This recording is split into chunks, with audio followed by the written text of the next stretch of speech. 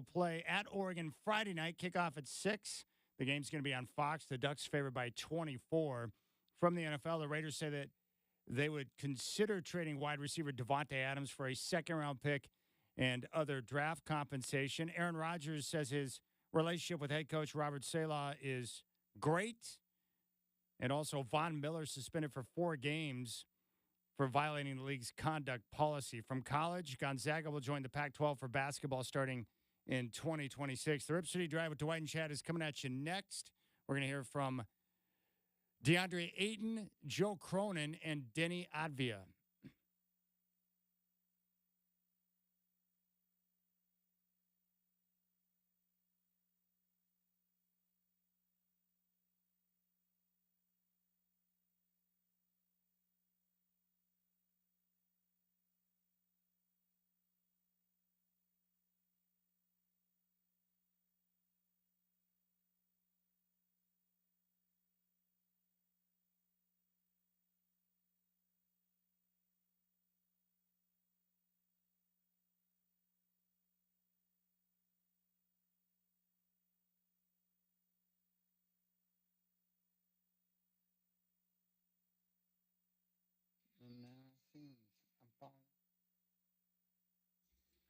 All right, Shacker getting our Phil Collins fix out of the way at the start of the show. What's going on, my friends? Rip City Drive with Dwight and Chad.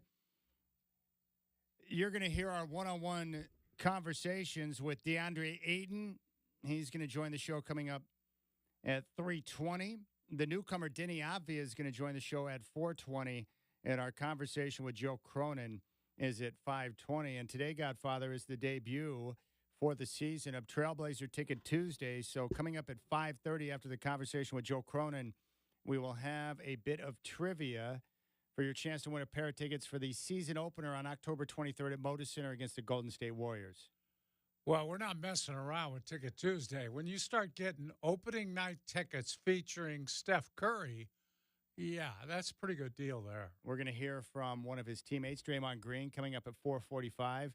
I know this is a big surprise, but Draymond Green got into it with a reporter at Warriors Media Day. Shocker. Of course. Yeah. Of course he did. I give Draymond credit. He is consistent. Yeah. Consistent in his rebellious state day after day after day. So I've got to respect that. So we'll hear about Draymond. We got some football talk to get to, the dilemma that we're all facing on October 12th, especially you Duck fans. And we're going to hear from Jonathan Smith, who did the best job possible with what I would describe as a horrific question by a reporter at the press conference today as he gets ready to make a return to Oregon with the Spartans and Ducks coming up on Friday night. Oregon is a 24-point favorite in a look-ahead game. Short week with Ohio State hanging out there on the 12th, and you're playing Michigan State on a Friday night, and you're a 24-point home favorite. Oh, boy. That's a setup there, isn't it? Very much a setup. Also, Dwight going to share his thoughts on all of the different matchups we have in both the AL and NL wildcard games that are going on. And I'll get you an update on the results of some of those games coming up at 4 o'clock. But let's start with Monday night. Thank God for the Seahawks and Lions last night because it helped people forget about the other game, which was a horrendous game with Miami and Tennessee. I don't need games in my life with poor quarterback play. I don't need NFL games in my life with poor offense, and that game had both of them. It's brutal. And maybe for Miami, and we'll get into this, maybe the best thing that could have happened to Tua is to get hurt and get knocked out again because then people can see how that offense looks without Tua running the show. Yeah, they're brutal. Yeah, terrible. And you know, the offense is very intricate. I believe, and I think there's probably a lot of calls at the line of scrimmage. Impossible for somebody to come in and pinch hit for him and get it done after a week or 2 weeks or even a month, probably. All right, for the Seahawks, Softy, our good friend from 93.3 KJR FM up in Seattle, he had a thought after the game last night I wanted to ask you about. He said, hey, in a loss, I feel so good coming out of that game against Detroit. And I think what he meant was you go into one of the toughest places to play against one of the best teams in the NFL, and you really are able to stand there and exchange blow for blow. And you come up short in the end, but you were right there in a position and a response after getting down early to potentially win that game. And I think for the Hawks to see that type of offensive output, over 500 yards of total offense, Geno Smith had a big night. They were able to get some of their playmakers involved. And when you go into Detroit on that turf with the way they play indoors, you know you've got to be able to put the throttle in the offense. And they did that for long stretches of the game. So how do you feel about the Seahawks dealing with some defensive injuries, but offensively looking better than what we've seen throughout the course of this season so far in Game 4? Well, they surprised me offensively, Chad. That I did not expect that many points. And Geno continues to look like a very good quarterback. I'm still shocked when they went and got him. And okay, he's going to last a year or two here until they find somebody, a real NFL quarterback. Turns out he's pretty good. And continuing the storyline of washed-up quarterbacks who go somewhere else after not looking real great in their first year or two, all of a sudden the guy looks like a pretty good NFL quarterback. It just goes to show you that if you're Geno Smith or you're Baker Mayfield or you're Joe Flacco, Sam Darnold, if you get in the right position with the right coach, you can have a chance to be reborn. And that's what we've seen from those guys, and that's why – but the problem is most of the guys that get drafted and get washed out after a couple of years, they never get that second chance. They never get the opportunity – in a spot like we see in Minnesota or Tampa or Seattle where you get hooked up in the right system with the right coach to showcase what you can do. Yeah. So it's really awesome to see those guys get a chance, a second life or a third life to go out and showcase what they can do. And Geno Smith's story and the way he's persevered is really awesome. Detroit, on the other hand, they look like a Super Bowl contender. The defense was a little bit leaky last night, so they got to tighten some things up. But their offensive line is elite.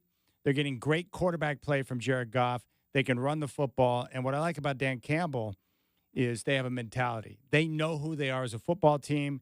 They want to be tough. They want to be strong at the point of attack.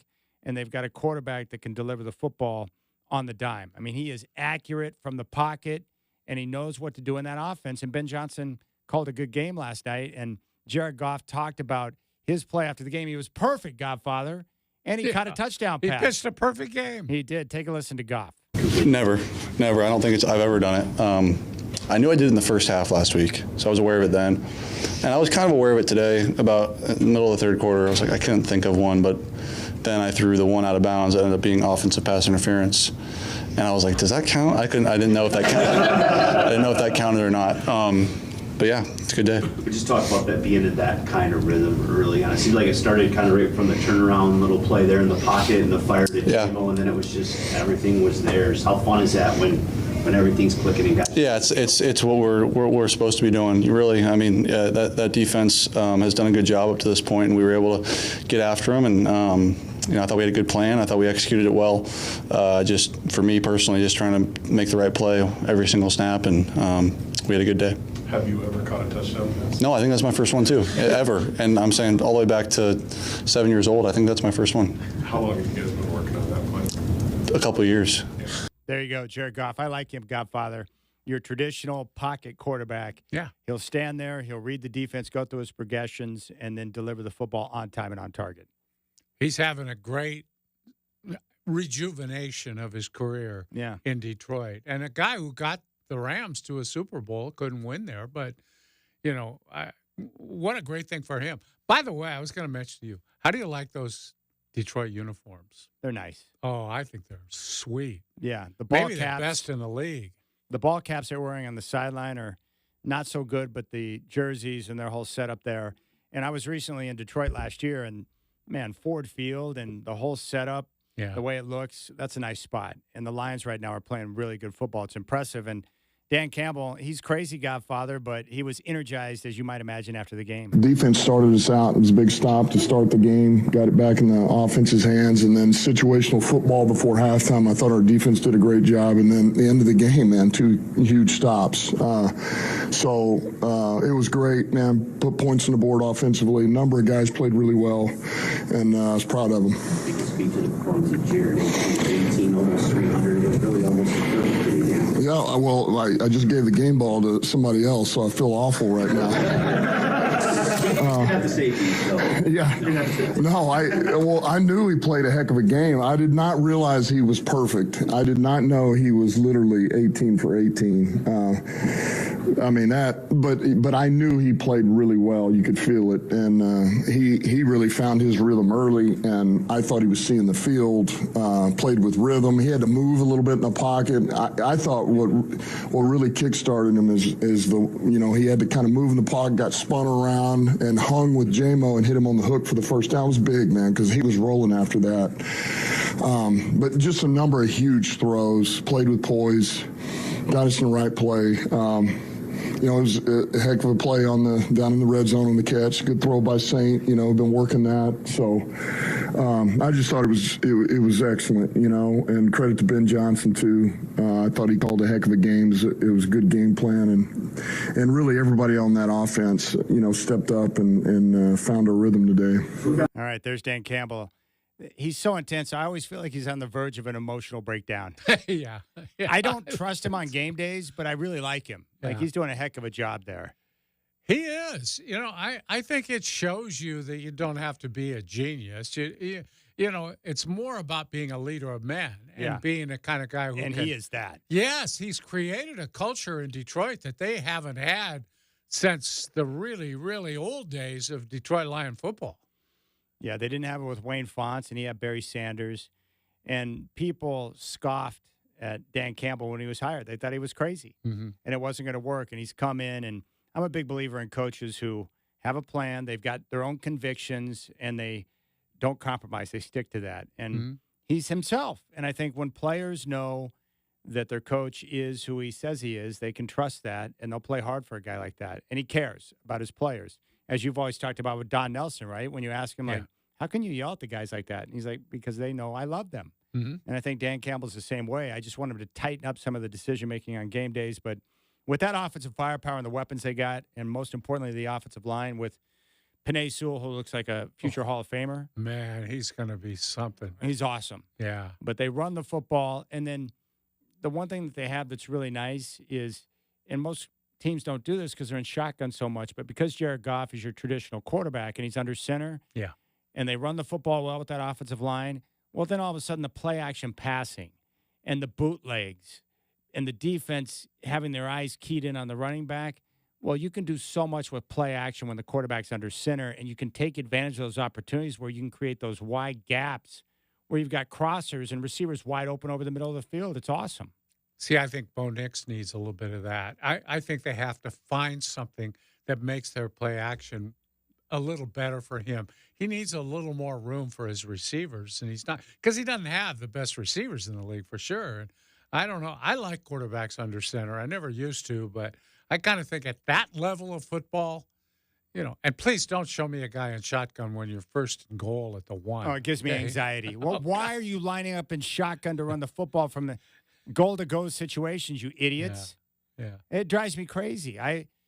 You got to have both. I think you definitely need to run shotgun, and you need to have those different types of plays.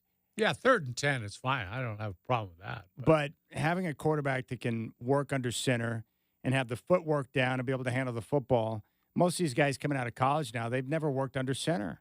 But the Lions have a traditional quarterback who can do it, and we're seeing the progress. I have a couple of messages from Miranda. Uh-oh. I didn't get to this yesterday, but this is what came in yesterday.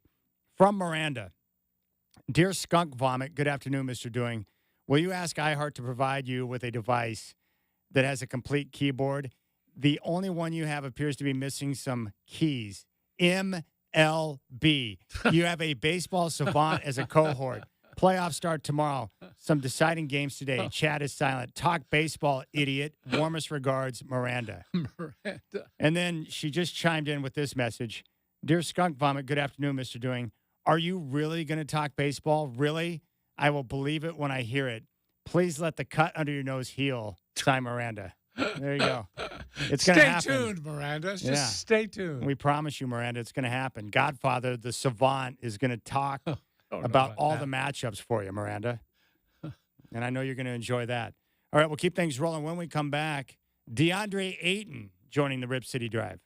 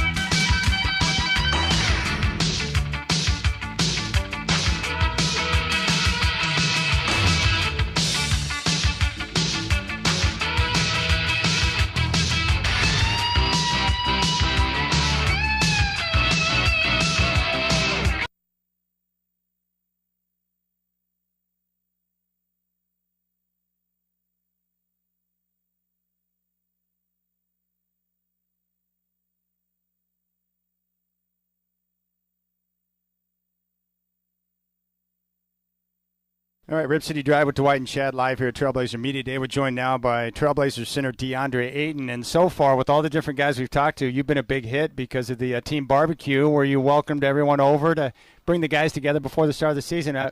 What brought that about, and how did things shake out at your crib? Just really just breaking the ice and, letting everybody know this is a family. Not only are we representing the Trailblazers organization, but, just seeing everybody outside of work is something truly important, and that's what starts, a winning legacy, getting to know the dude that you're in battle with off the court, and, that's why I've learned in previous organizations I've been in, and, just knowing and being a part of that legacy, just having your brother's back and, just asking the dude how his day is. We spent so much time together, it's hard not to just come across your personal life sometimes and share it or talk amongst one another. And, I was just trying to make it easy, just inviting everybody, on staff as well, just letting them know the family I have. And, I'm just trying to show the least amount of respect the way you guys showed me respect when I got here. And, and my family tried their best to get the house warmed and to just welcome everybody. And, cook for them. I think it's great, and I think Jabari Walker mentioned like the newcomers, Donovan Clingan and Denny Avdia. He said, they're both genuine guys, and he's connected with them off the floor. And I'm just wondering that when you have a chance to connect with guys off the floor, how much does that help as the season moves along in terms of that on-the-court chemistry when you know guys better? It makes life super easy. It makes life super easy as well. Just communicating to one another and having each other's back. You know how competitive this game can get. With the emotions and, just being fatigued and, mentally fatigued and, people have issues and, everybody got their thing beyond these lines. But at the same time, having your brother's back and, letting somebody know, especially DC coming into the league young and, not knowing so much, but me and Rob, we know our job. We got to protect him regardless. Yeah. Although he do have to go through his growing pains of being a big and know the big's role, but typically we are supposed to protect him, and that's our job, make his life easy. And, that's just the first step, one step of leadership, just inviting everybody, letting them know this is my family and this is who I truly am. This is how I live, and, welcome. Tell us about Donovan Clingan. What do you think? I like him. I can learn a few things from him, how he uses his body too, to be honest. The kid is a competitor, and you can just tell he's a winner. It reminds me of Mikal Bridges a little bit. Everything he does is just winning. And, he's just so unselfish. He uses his body to create for others. And, a young dude, just doing little things like that can go so far, and he don't even know it yet, until he started, swatting shots and, keeping these rebounds, these live ball alive and, kicking it out for threes. And, you really see how important he is. But, it's for him to find out what he truly is in this league. But I truly love his competitive spirit. The kid's a winner completely. I'm playing against him in the scrimmages, and I'm seeing how he's just taking the contact, not giving up, conditioning workouts.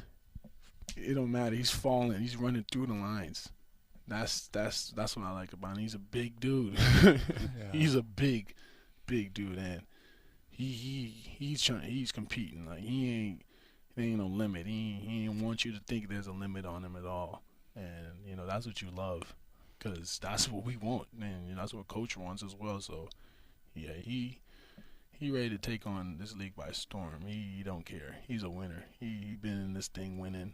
Seen half of these guys coming in here with him. He's been winning. We're talking with DeAndre Ayton here at Trailblazer Media Day.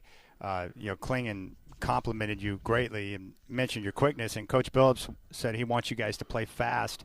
What do you think about that assessment in terms of you guys playing fast, being quick, to be able to go out and compete, use your athleticism against the Western Conference, which is super deep? I say it's about damn time.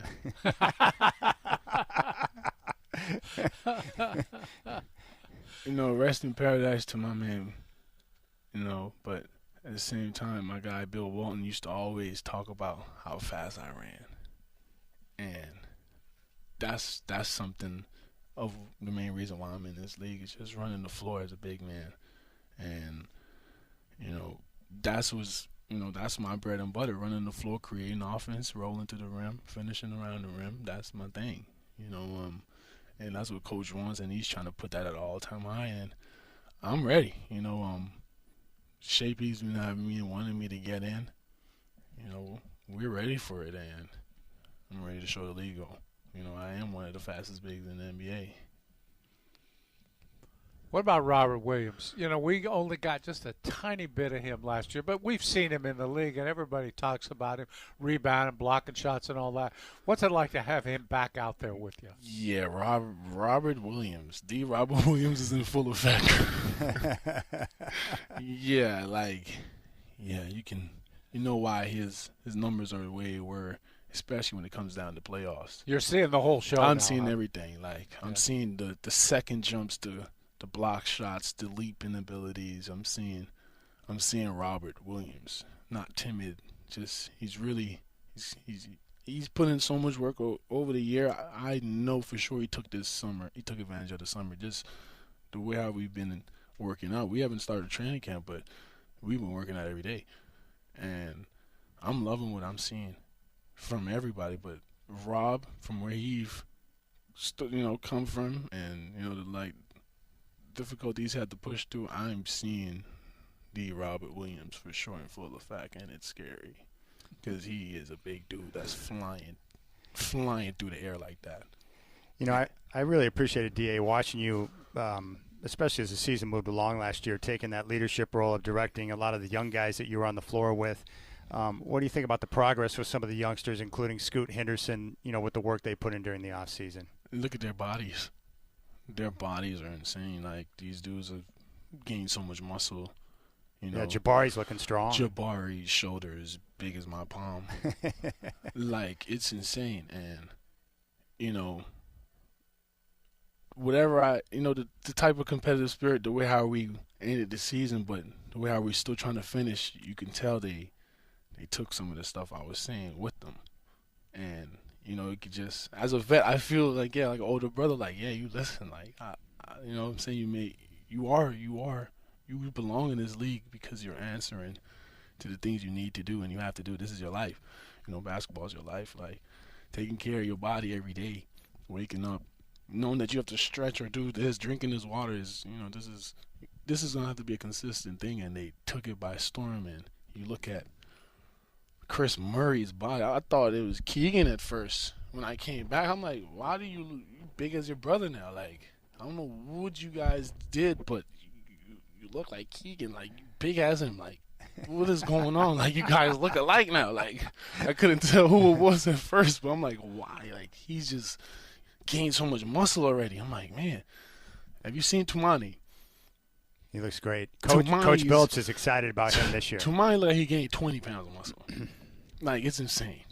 Wow. It's great to be young. He's popping out of his damn clothes. I'm like, bro, it's insane. And then I'm like, okay, this is it. You guys are actually growing into this league, and we're gonna watch you grow. That's just the fun part as well. Now I'm seeing being around younger guys and seeing them grow and find themselves is so fun.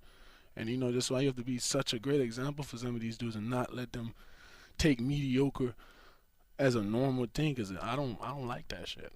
That's not my thing. What was your summer like? What did you do? And what do you do for relaxation? I know you don't work the whole time. You have to take a couple weeks to yourself. What do you do to get away from it all? Mainly just be with my son. Even I know people can say, "Oh, no, that's really just my piece." I have a village that raised my child, but understanding that the house is at a calm. The work I do is somebody's dream. I have no complaints. All I have to do is just represent my organization and my name the best way I can and be a good person. This thing's not hard. Just be consistent. Be consistent. Show up, right? Not even show up, but show up and do even more. Because it ain't you only going home chilling. Go do more. And if it's stuff you're going through, fix that. Get over it. If it's stuff bothering you in the past, we getting older, get over it and find the next right step. This job is not hard for us as NBA players. This is a thing we love to do, and this is somebody's dream. Period. That's awesome. One final question for you. Coach Billups has talked about using you and other bigs together. It could be you and Robert. It could be you and Klingon on the floor together. How do you think that would work in today's NBA? It would work perfect. I think everybody forgot I was drafted as a power forward. You know, I played with a big man. That's nothing. That's really my specialty, to really be on the floor with the big man. But I'm really the big man. You know what I'm saying? I'm the one that's really going 1 through 4. But on defense, you know, I can protect the rim and rebound the heck out the ball. I can guard any position. That's really my secret weapon. Like, let the other big guy just decoy. You can have him down there, but I'm the one that's really tearing shit up. You know what I'm saying? But you know, I want them to figure that out. But that's truly something fun. Me running the floor or having a big guy trail while I already sprint the floor, sealing the little guys at the floor. You know, it's just this is the league now. It's getting serious too. You know. Well, DeAndre, we appreciate the time. Getting ready for year number 2 in Rip City, my friend. Yeah. Thanks for your time. Thank you guys so much. There's DeAndre Ayton. A lot of different things he said there that were interesting to me, Godfather. I guess first off, his desire to play the 4. Yeah.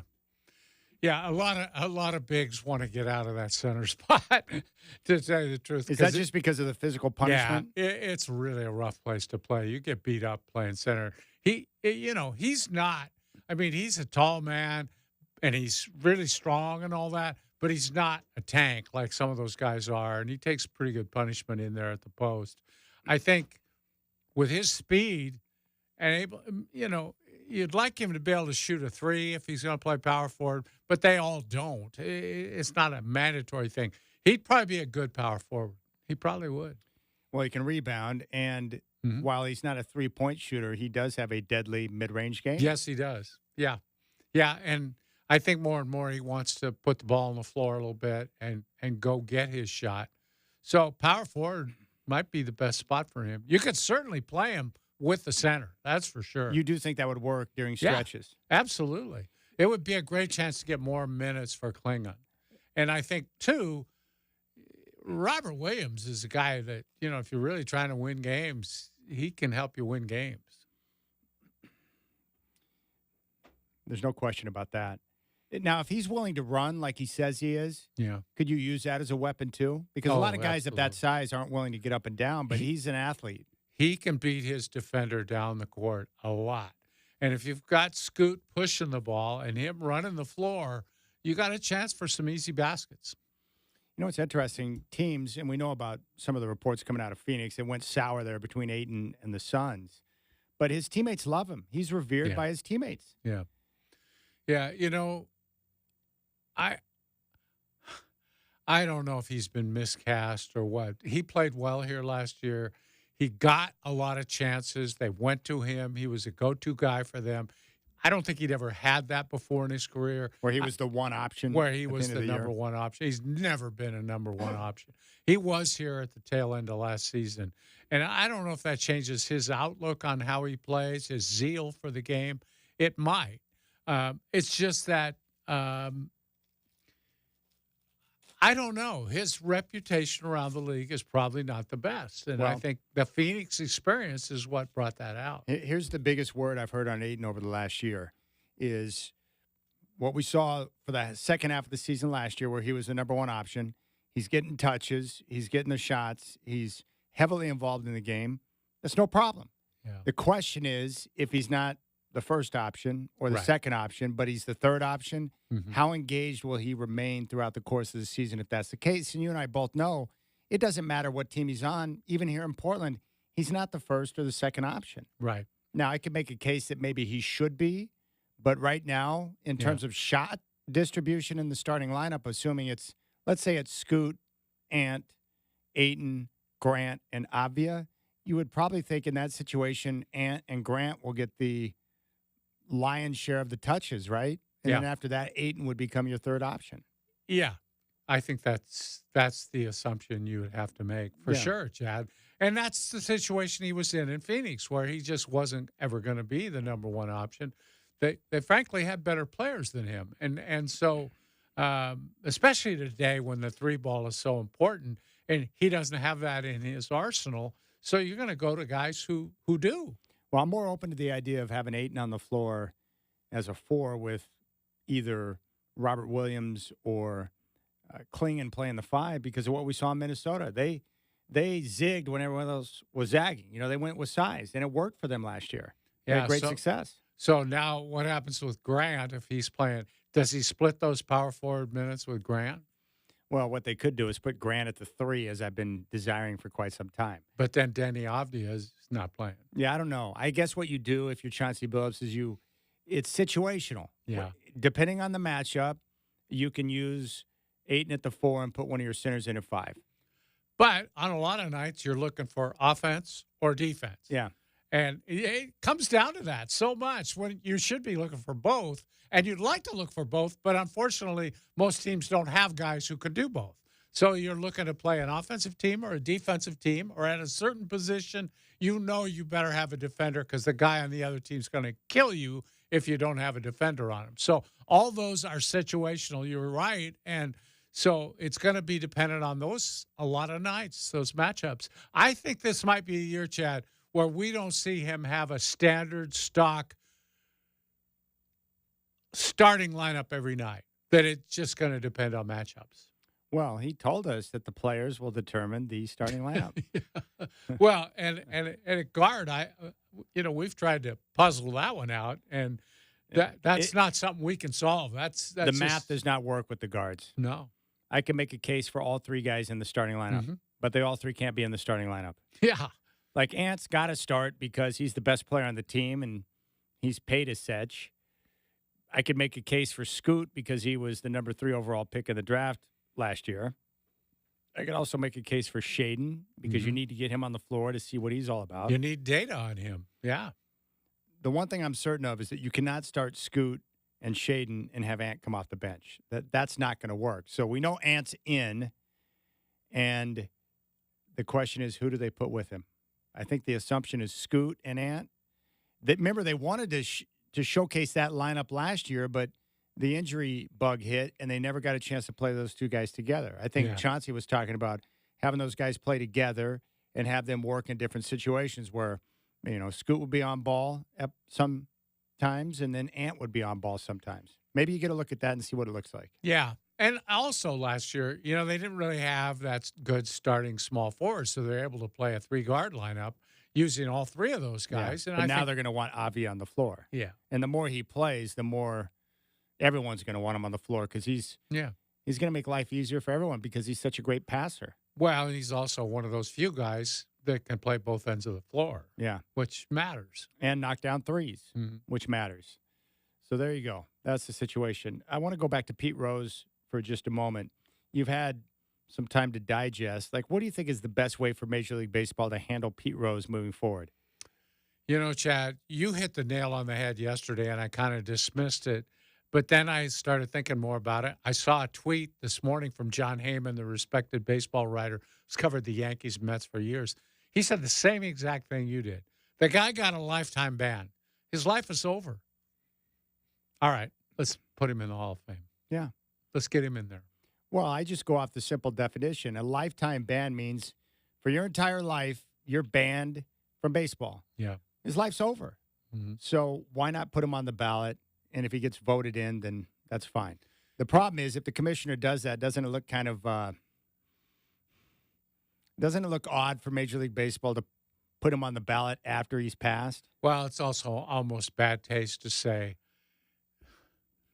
yeah, he wasn't good enough to be in the Hall when he was alive. All you've ever wanted was to be in the Hall of Fame, and we're not going to let you celebrate that while you're alive. You're going to have to just never know you got in. It's a bad situation. I'm in favor now. I'm all the way in. Put the steroid guys in, too. We can't prove who took those roids and who didn't. So let's just put guys in who deserve to be in. Pete Rose deserves it, just like Roger Clemens does, just like Barry Bonds does. They deserve it. He was a great baseball player.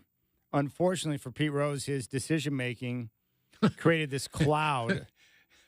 Yeah, and then we have to discuss it. As good a baseball player as he was, his decision-making was every bit as worse. No, you don't bet on baseball. No. and they Yeah. all know it. Yeah. You can't bet on your sport. Yeah. That's a no-no. And look at what's happening now.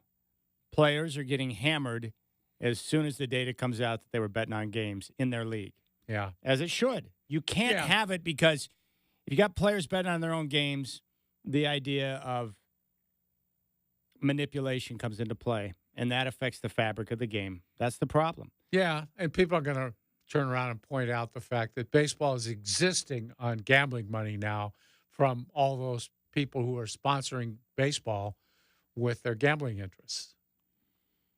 All right, we'll keep things rolling. Brett McMurphy was right. So the question is, how much does it benefit Gonzaga to join the Pac-12? We'll talk about that next on the Rip City Drive.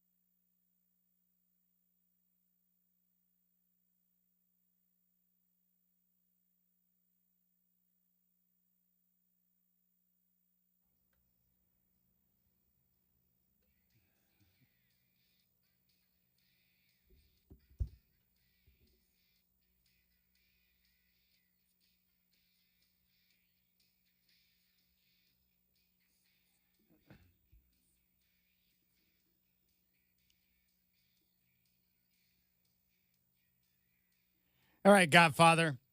I'm not a businessman, but you need to help me understand something. CBS Sports passed on the SEC, which allowed ESPN to jump in and grab the most popular conference in college football. The Bama-Georgia game had nearly 12 million viewers on Saturday. That is a massive number. Yeah, it is. They said no to the SEC. Like, are they dumb or what? Like, what are you guys doing? Are you trying to make money? Or are you trying to make bad decisions to miss out on that type of cash? Because people are going to watch. You'll get the numbers. It's a live sporting event, and advertisers are going to want to be a part of that. Dum-dums. See, what I think, Chad, is that in the network hierarchy, those guys on the absolute top, the pinnacle that are running the networks, they don't know anything about sports. So they're idiots. Entertainment guys.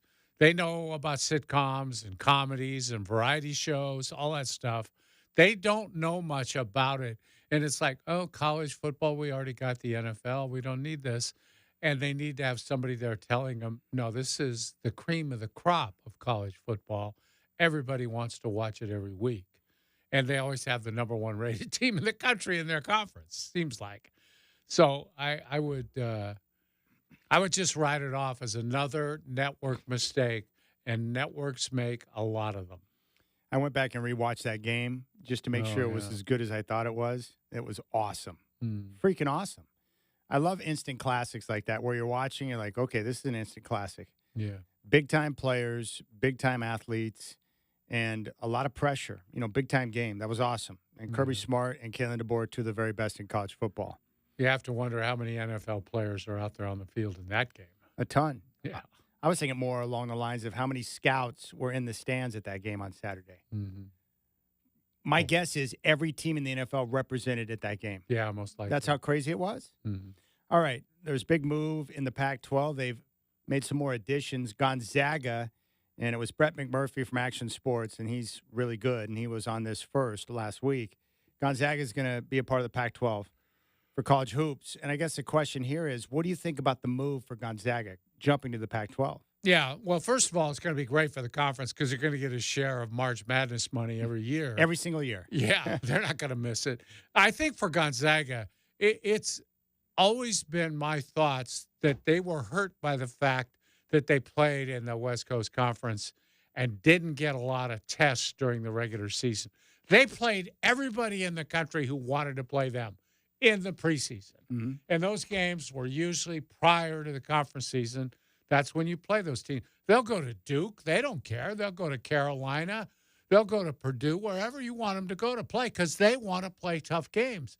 That's great. Well, then they get into conference play. They don't get tested. The last few years, St. Mary's has given them a test. They've been tough on them.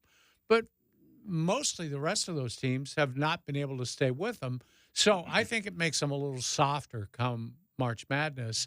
And this will be better. There'll be better teams in the Pac-12 for them to play. No question. UAP, Pepperdine, and San Diego is not preparing you for tournament action. And I believe, and I'm with you 100%, I think some of their struggles in the postseason have come from the fact that you go through a long and extended conference schedule in the WCC.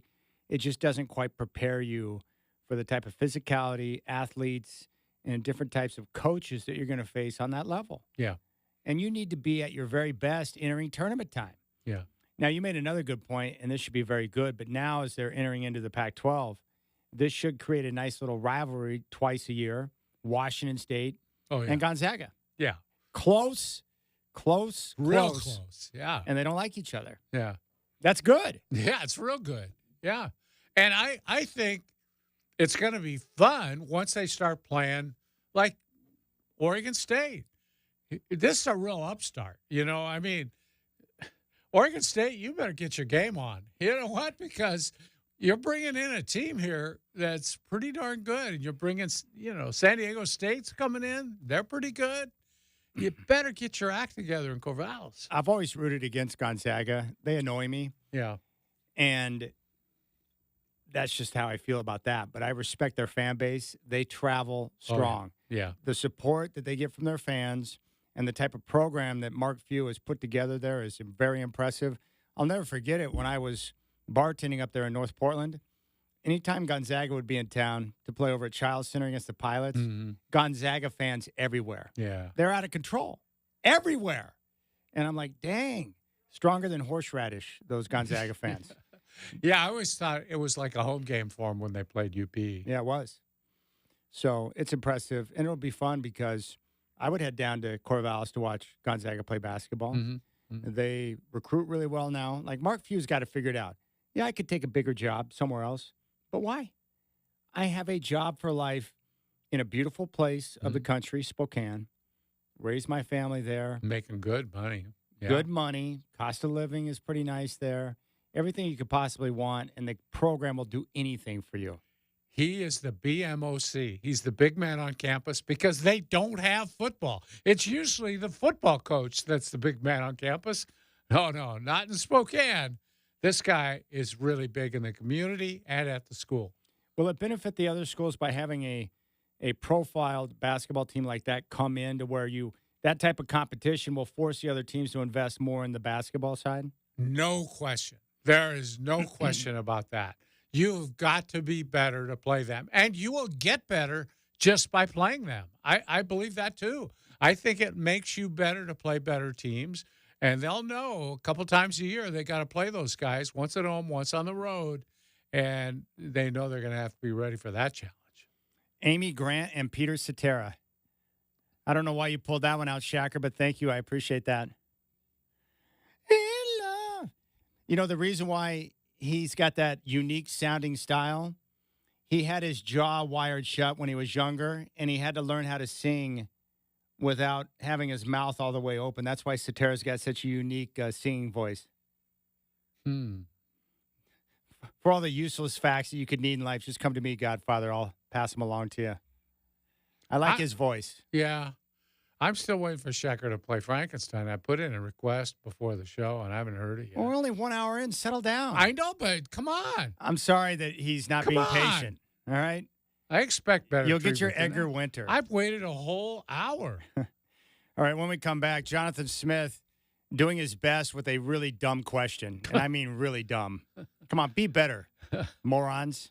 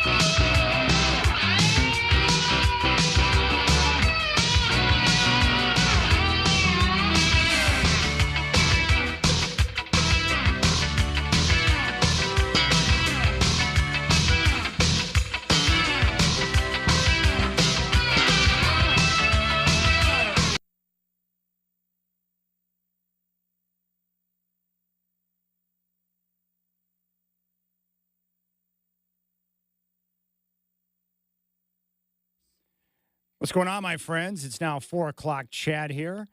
It's Trailblazer Ticket Tuesday, the very first Trailblazer Ticket Tuesday of the season.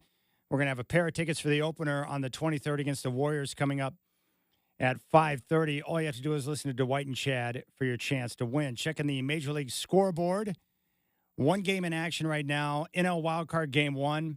Brewers lead the Mets 4-3 in Milwaukee. Coming up at 5:30 on ESPN, it's Game 1. Braves and Padres from San Diego. And a couple of finals. Tigers over the Astros 3-1. Game 1 of the AL Wildcard. And the Royals take a 1-game-to-none lead on the Orioles with a 1-0 win in Baltimore. Elsewhere, the Raiders say they are open to potentially trading receiver Devontae Adams for a second-round pick and other draft compensation after Devontae requested a trade.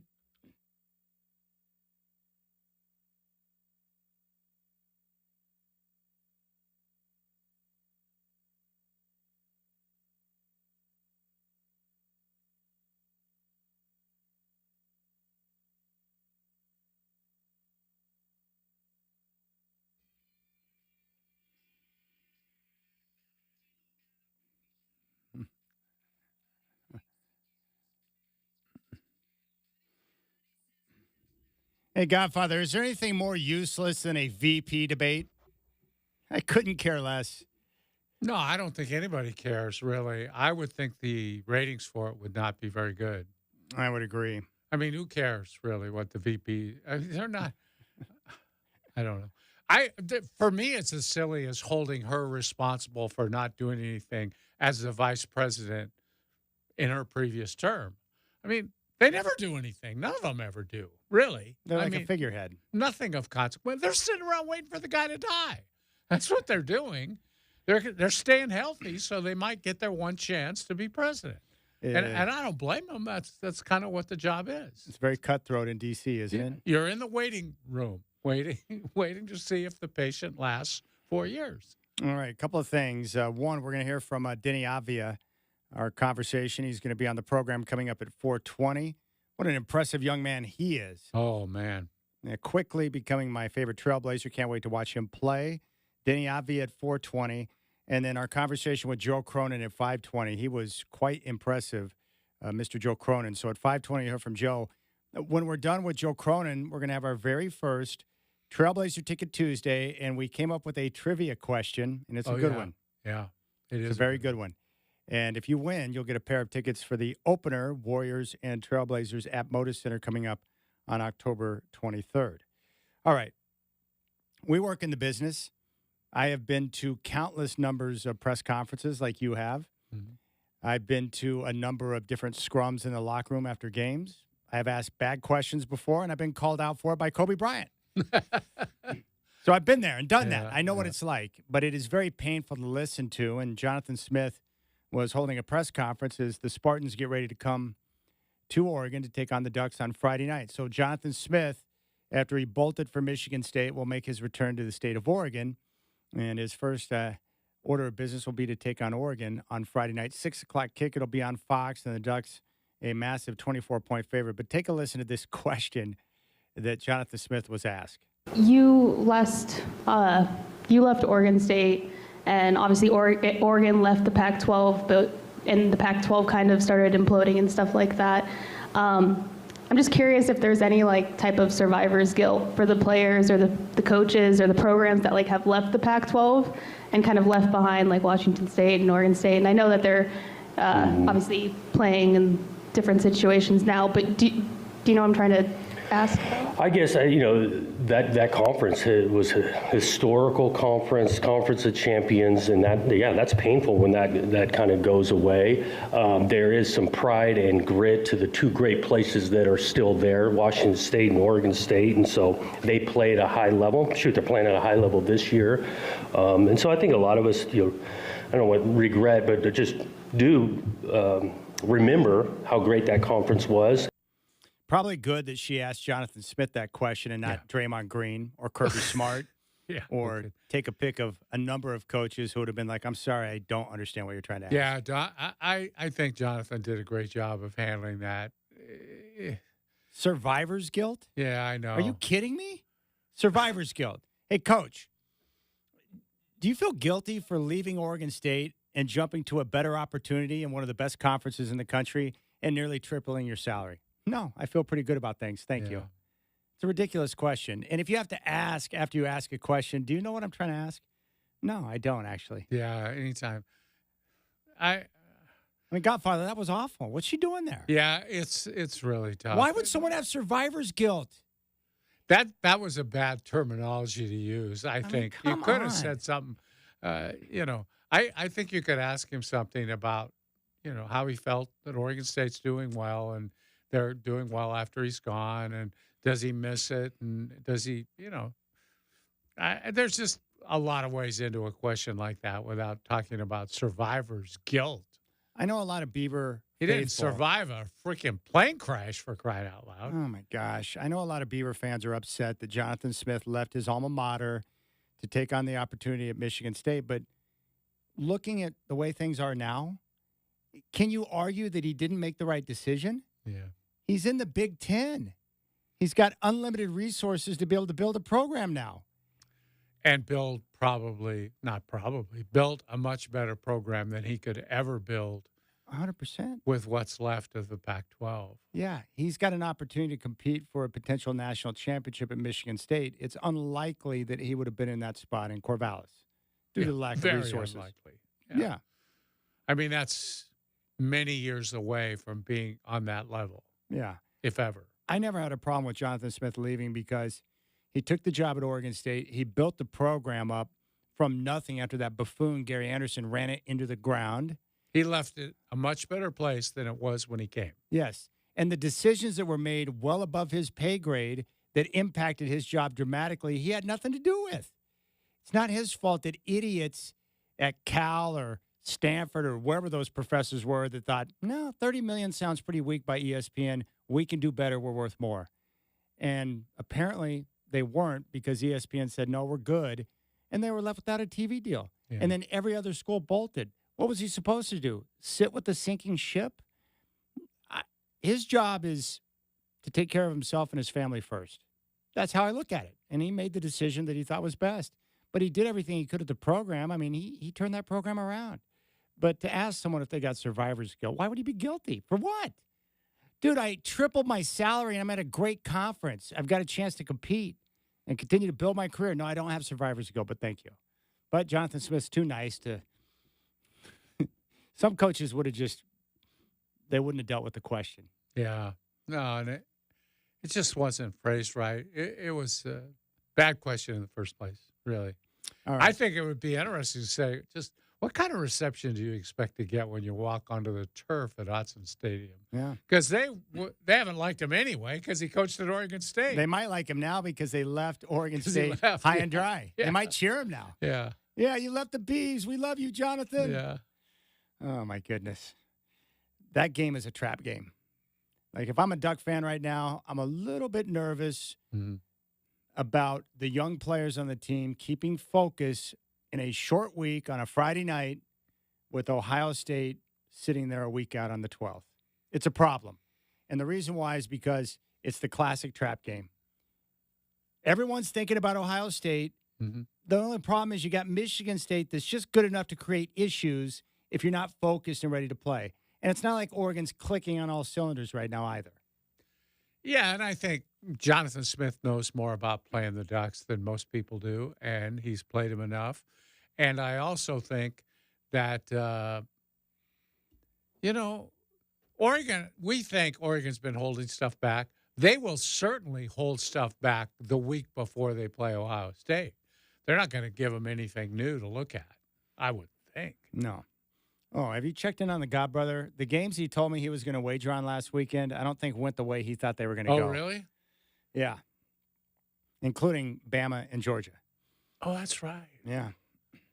I just thought we should do a wellness check on Godbrother and make sure he's okay. Yeah, we can do that. Okay. Yeah, I'll give him a call. All right.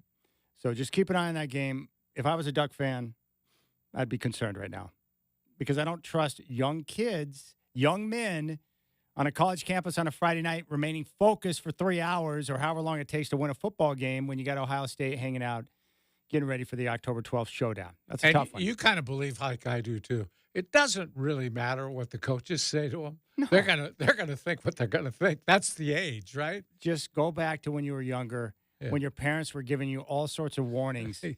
You weren't listening to anything. It's like, what? Please Yeah. shut up so I can get out of here. Yeah, just shut up. We're not gonna have any trouble with these. There were so clowns. many times where my mom was giving me directions, and as she's giving them to me, I'm like, okay, I'm going to do the opposite of that, and that. Like all 5 things she would lay down for me, I was on the opposite end of everything that she instructed me to do because I was an idiot, Yeah, young and dumb. yeah, you can't get to them at that age. You just gotta hope that a Oh few my of them gosh. listen. But You just pray for the Lord to protect them. I know they're dumb. They're going to do some really dumb things. Please bring them back home safely. yeah, and you gotta hope that your leaders are on board with what you're saying. Yeah. Now, Maybe- Dylan Gabriel is probably a focused individual. Right. You'd hope your other players, your leaders, would pull the rest of the guys through. And I'd hope the running back can find a way to spring for more than 16 yards, being his long carry of the year. No kidding. What's the spread on that game again? 24. Oh man, that's In a a trap game. lot of points. That's what I'm talking about. And it's not like Michigan State's awful. They're not. So we'll see how things shake out.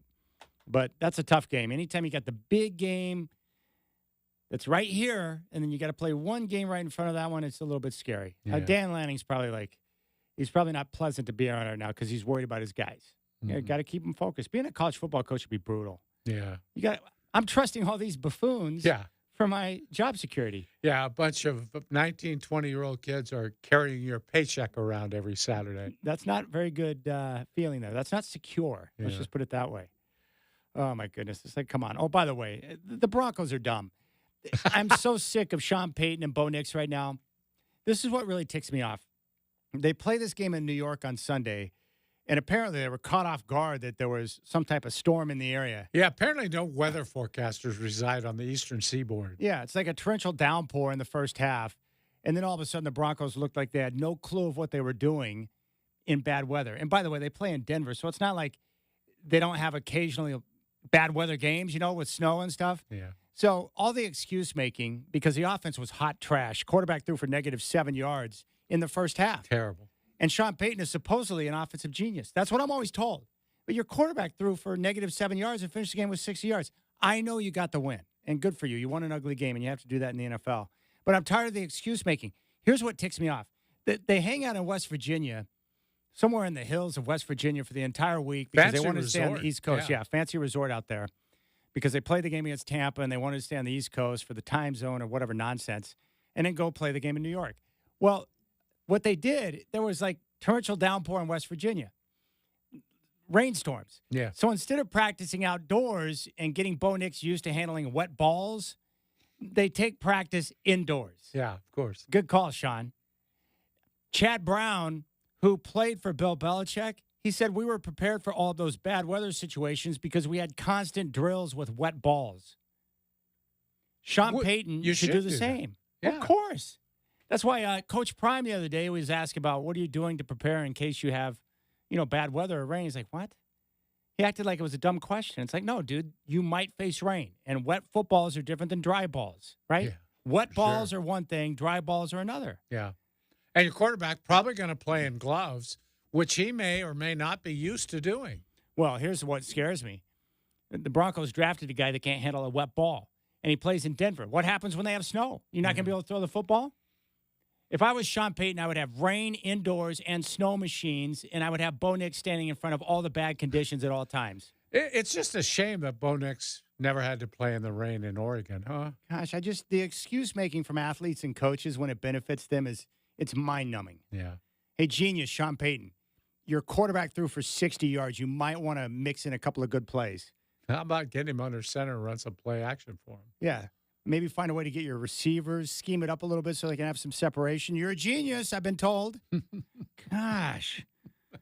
Oh, it just drives me crazy. You're a great fan, though. I love fans who will criticize their team. I don't. That's what you have to do if you're a good fan. Oh my gosh. I just don't like constant ball washing on guys. I don't need that in my life. I don't. Sean Football Payton, washing? Is that what you're talking about? No, you know what I'm Oh, talking about. okay, I don't okay. need coaches and players being serviced when they don't deserve to be serviced. Just call them out. Why are you making excuses? You guys sucked. Learn how to throw a wet football. And I don't understand. And Bo doesn't have like Dave Craig hands. He's got big enough hands to be able to handle the football. All right, when we come back, one of the newest Trailblazers, Denny Avdia, is going to be on the show. Trailblazer Ticket Tuesday, a pair of tickets for the Warriors and Blazers coming up at 5:30.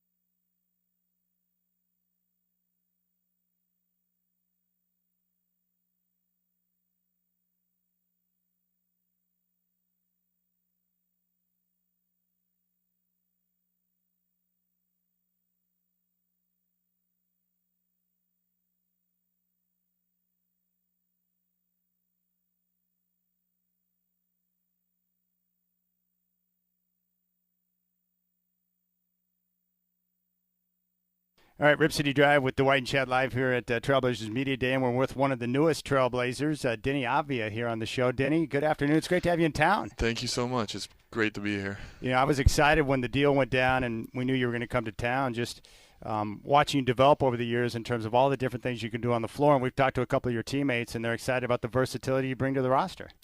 Well, I'm trying to.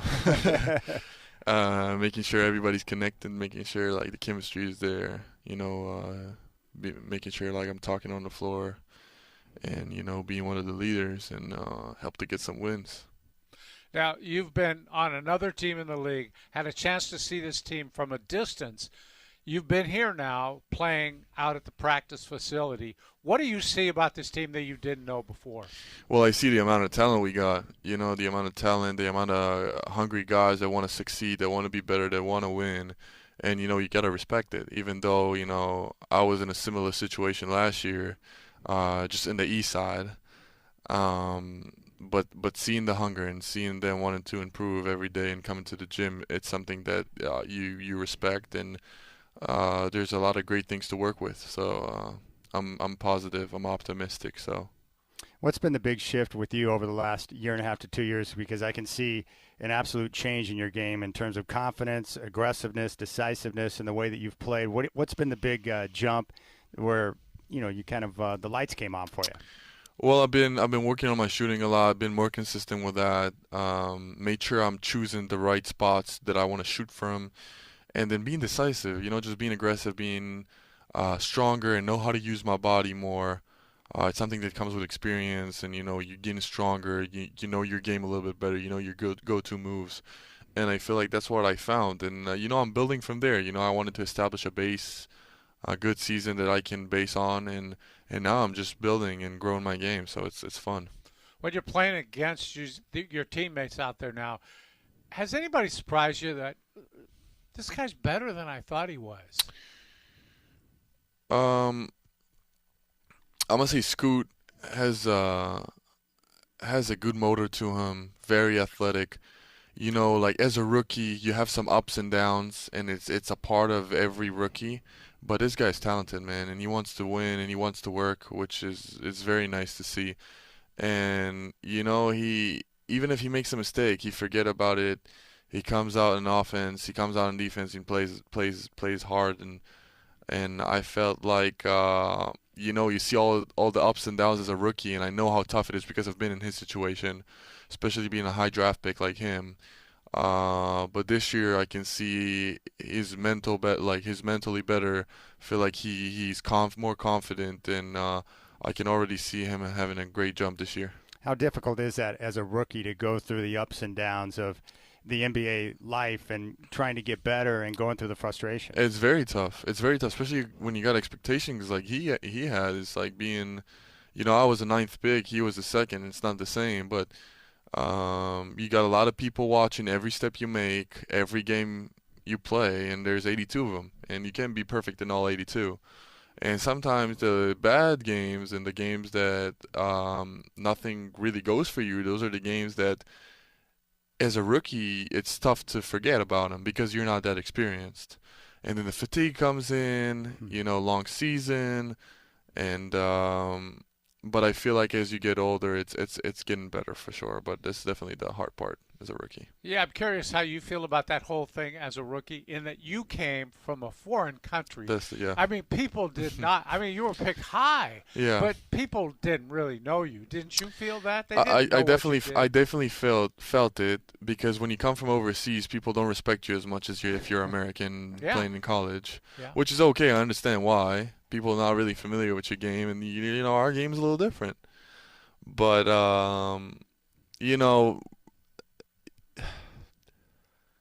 I had my whole country behind my back, so I had a lot of support. And even when they doubted me when I got drafted, I haven't been in the easiest situations. I came in for the Wizards. I had Bradley beat Russell Westbrook under over me, so it wasn't the easiest to really, as a rookie, to come in and have the time to make mistakes. Like we were a playoff team this year, so but it did get me stronger in the end of the day. but you always have doubters, so you might as well just play through it. What is the biggest change from the international game to the NBA? Is it the physicality? I'm gonna say like it's surprisingly physical in Europe.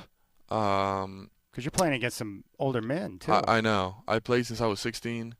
Yeah, and it's tough. It's tough. I'm gonna say the pace. You know, the game is so like the court's way bigger. You run faster. Like the offense is like designed to like have more possessions to the game. So I feel like that's the main. You know, I watch a lot of FIBA, and I'm wondering your take on this. Are there rules over there in FIBA that you wish they had in the NBA? Yeah. What? Well, I had it in my mind right now. Oh, maybe the goaltending stuff where the ball's on the rim. But think about it. Like NBA players are athletic, so when you're shooting, you don't want people to like Wemby to be on around the rim and just swipe it left and right. We won't be able to score. Yeah. How freaky is that guy? Wemby is insane. Yeah.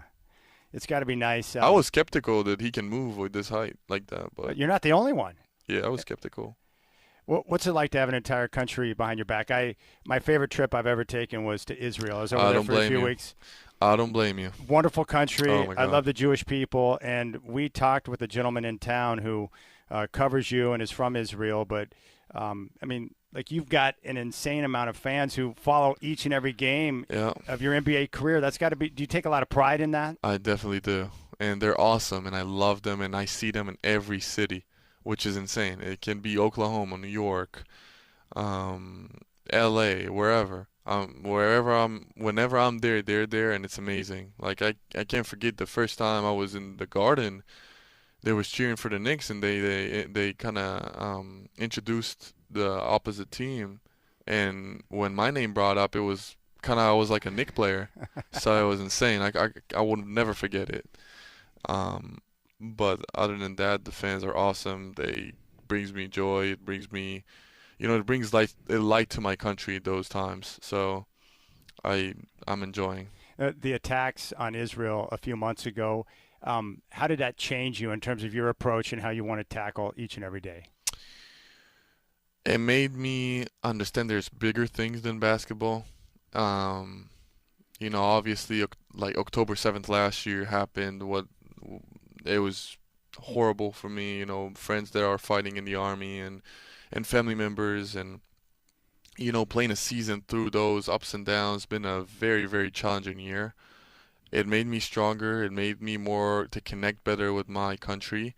But I did whatever I can to shine a light on Israel, shine a light on the people there, and whatever I can do to help, I did. And I'm gonna keep representing. That's the most important, I think. But it was tough times for us for sure. Your father was a professional basketball player. Correct. How much did that influence you and your path? Me and my dad on the court doesn't really get along, but often, why is that? It's just like both competitors both have different mindsets. I mean, he played in the 80s, the 90s, and I play now. It's different. What his mentality is different than my mentality. Is he rough with you on the court? Oh, definitely, I definitely. So my dad, a lot of people don't know, but my dad sits up in the stands. So like, he sits the farthest and like the most lonely spot in the gym, so you barely see him. Because he just want to be focused when he sees me. And I say the biggest influence of him was how to be a better person, how to respect the game, how to respect the people around me, how to not complain and whine so much. I feel like that's what he was big on. Not really basketball. So he's going to be sitting at the very top row, 300 level at Moda. If you see the Moda score and you see a guy up there in the dark, that's probably my it's probably my dad. So, well, Denny, I tell you what, I'm thrilled to have you in town. I can't wait to see you ball, and I like what you stand for and just your progression, man. We're excited to see it take place here. Thank you. Like him, Godfather. How about that versatility? I mean, the Blazers have been searching for a small forward ever since Batum left town, and now they got a guy who, you described him as a five-tool guy. Yeah, he can do a little bit of everything and pretty well, and he's still young enough. I think there's improvement there. Once he gets his feet on the ground and becomes a regular starter, I think you'll see him get better as he gets smarter. But in general, a very smart guy, which usually, almost all the time, leads to a smart player. Guys with a high IQ tend to take that out on the court with them, and any team can use smarter players, guys who really know how to play. All right, you've had a chance to talk to some people around the league. What's the word on Avia? Everybody likes him, Chad. They all seem about the same.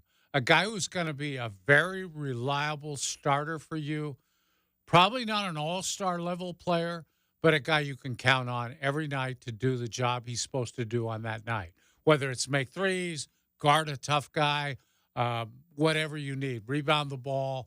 He's a guy capable of doing everything for you. You remember what Chauncey told us? He's impressed by his passing that no one talks about. Yeah. Yeah, we heard that last year. He was a good passer, and I'm very impressed by him. I think getting to meet him, and this is the second news conference I've attended with him. He's just a smart man, and I'm telling you, that pays off. It really does.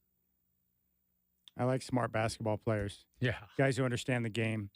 And guys will want to play with someone like him because if you're in the right spot, he'll find you. He'll share the basketball. Mm-hmm. He can knock down shots. He can do everything. It's going to be a lot of fun to watch. And finally, the Trailblazers, after years of being undersized, look at their front line now.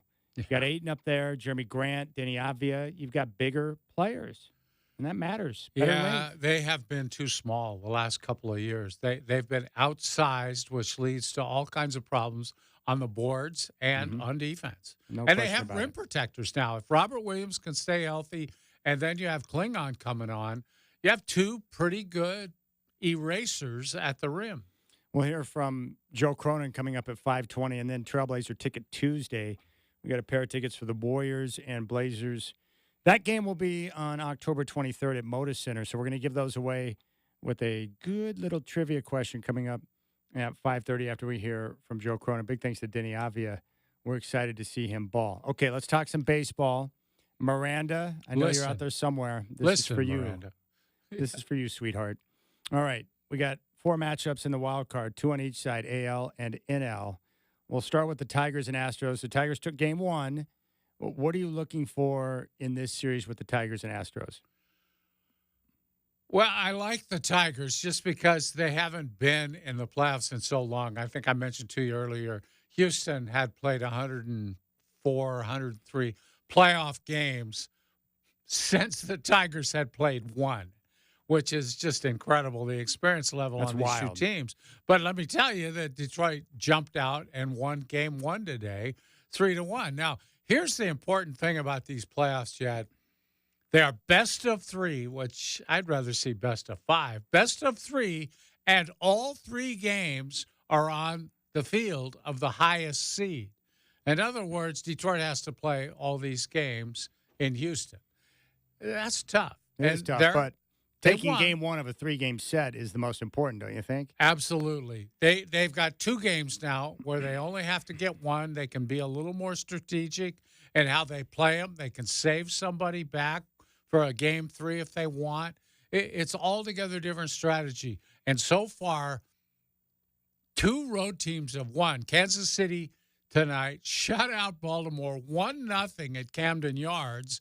And then in the other game in Milwaukee, the Mets are up 8-4 on the Brewers. So I'm sure Atlanta's going to do something to that visiting team advantage. They're going to San Diego tonight, and they're out of starting pitchers. They're going to start A.J. Smith-Shawver, who is he has not had a record this year. He's pitched in just 1 game, went 4 innings. He's 21 years old. Wow. I think their top pitching prospect, but he's not ready for this kind of stage. At least I don't think so. I mean, here's my question about the Tigers. Every year in the postseason, there's always a team, an unexpected team that makes a run, usually because of pitching. I mean, you can make an argument that the Tigers, of all the teams in the American League, have got the best pitching, right? They're deep. they've got the arms. So could they be that team to keep an eye on to make a deep postseason run because of the pitching? Oh, they certainly could, and they're pitching today. Tariq Skubal, who people don't even know who he is, he's probably going to win the Cy Young in the American League. He's really tough, and he went out there today and pitched 7 shutout innings for them. They're going to be a real factor, I think, and they're very young. They've been so lousy, Chad, that they've had good draft picks now for several years, and those guys are finally coming into their own. Couple of guys from the Pac-10 that people will know, and it's really, to me, interesting to see a young, aggressive team with really nothing to lose. They played great in the second half. That's how they got there. But I think people in the Pac-12 who've been following it will know some of their guys. Spencer Torkelson, I think he was at ASU, if I'm not mistaken. I think he was at Arizona State. And he's a home run hitter, by the way. And then they've got all these young guys that people have been waiting to see. A player named Riley Green, who is an outfielder, has played very well all year for them. I like their team. It's refreshing to see somebody break through against all these teams like the Braves and the Dodgers and the Phillies, who've been so dominant in the last several years. All right, the Royals, who took Game 1 back in the postseason after a long absence, taking on the Orioles, a team you'd like to pay attention to because of Adley Rutschman. Right. What do you think about this matchup? Well, this is a classic of the Orioles have not played well in the second half of the season, and it's mostly because they have the same thing that's befallen the Dodgers and the Braves. Injuries to their pitching staff. It has decimated their pitching staff. They lost their very good closer. They lost 2 starting pitchers. A third has not been able to pitch much. It's just been decimating to a team that was really good the first half. All right, Mets and Brewers. Well, I would have picked the Brewers, but I'll cheat on you a little bit. The Mets won Game 1. All of a sudden now I kind of like the Mets, and they're on a roll. They're on a little bit of a roll. Nobody expected them to be there. Terrible start to the season. People were writing them off a month into the season, and they're here. And they have Francisco Lindor at shortstop, who's having an MVP caliber season. He's not going to win it because Ohtani's going to win it, but Lindor has been terrific. Hit the big home run yesterday to get them over the Braves in Game 1. All right, the other game you were talking about, the Braves and Padres, Game 1 coming up tonight in San Diego. Braves have been banged up with injuries, and the Padres playing really good baseball down the stretch. What do you think about this? Well, the Braves lost Acuna right off the bat at the start of the season, and then they've lost, Spencer Strider, who was their number 1 starter, lost him too. It's kind of a miracle they're in the postseason. It is. They've done a good job to get the postseason. And Chris Sale isn't even on their roster for this series because of back spasms. He won the National League Triple Crown. Strikeouts, wins, ERA. Best in the league at all 3. And they don't have him. So they're in real trouble. Their pitching staff is decimated. The Padres are going to win that series, especially with all the games in San Diego. All right, we'll keep things rolling. And when we come back, Draymond Green versus the reporter. Quite an exchange, wasn't it? Yes. We've got reporters getting into trouble on 2 different fronts today. Oh, my goodness. Like I mentioned before, you got to hand it to Draymond. He's consistent. So we're going to hear from that next, and then we'll get to Joe Cronin at 5:20. Trailblazer Ticket Tuesday at 5:30. Your chance at a pair of tickets for the Blazers and Warriors, the opener at Moda Center.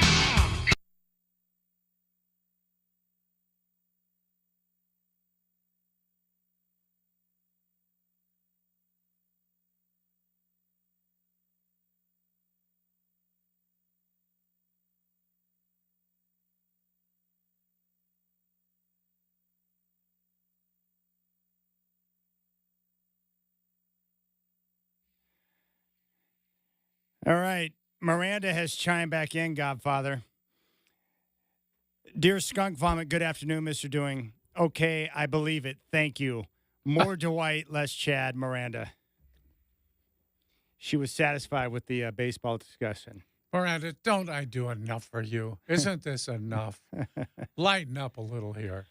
All right. We're going to go to the phones and talk to Raider Mike in just a moment. But here's an exchange at Warriors Media Day with the defiant Draymond Green and a reporter. Defiant Draymond Green. You don't need to say defiant. He is always defiant. Yes, very consistent. Take a listen to this exchange. Maybe your teammates. All they worry about me, Well, I am they a say successful black man in America doing incredibly well. What's the worry? They worry about you. There are way more people in this world to worry about than me, that's for sure. But we're here now. So we're all here. I don't think you should worry about me. Okay. I'm doing pretty well. If you would have told me when I was 13 years old in Saginaw, Michigan, without a pot to piss in, that you'd be sitting here and somebody would say they're worried about you, I would have probably told them they were out of their mind. I'd be sitting here and they'd be worried about me. well, they're worried for themselves too. They want to know. They don't feel. They know the team needs so you. why are they worried? Because they know the team needs you. But they don't feel. And they don't know if their you're going to be family's here. doing this. I'm here. I've been here for 13 years now. If you're going to be here every night. Been here pretty much every night for 13 years. Not so. Very much so. Then you missed some. We all have. Okay. Look, Kevon Looney played 82 games 2 years in a row, and everybody was celebrating. We all miss games. No, what I'm talking about, they want to know if you're going to be here, like mentally. I'm always here. You got suspended. And suspension, the Big deal. guideline of getting suspended is something that's in place because it's a possibility. Right. So there's nothing changed in that respect. I don't As know far as you. what would change. But I don't get Different the mindset, question. I don't know. I think my mindset has helped us do some great things. It's pretty cool. So it's all about how you spin it. I love how you trying to spin it, but it ain't my spin to it, Brad. Yeah, it's good. All right, two more. There you go, Draymond Green. Defiant at all course. times. And I understand exactly what the reporter was getting at. Hey, your teammates are concerned about you getting suspended with your antics. They've probably been concerned about that for years, actually. Yes. And Draymond, based on this response and based on what I know about him, and I respect Draymond. I like the way he Sure. plays. We both do. He's a winning basketball player. But his antics have cost his team, and they worry about it. But I don't think he believes that at any point in time his actions have been costly to his team at all. Yeah. I covered the series in 2016 against the Cavs that the Cavs were down big in the series 3-1. They came back and won the series with 3 straight. And the reason why they won the series is because Draymond got ejected. Yeah. 2 big things happened in that series. Bogut got hurt, and then Draymond got suspended. And as a result, it allowed the Cavs to come back and win the series. That was costly. You cost your team a championship. Yeah. And you wonder why they might be a little worried? Yes. But I understand where Draymond's coming from. He plays it one way, and he really believes that the way he does it, even with the antics, the edge that he brings, the intensity he brings, is good for the team.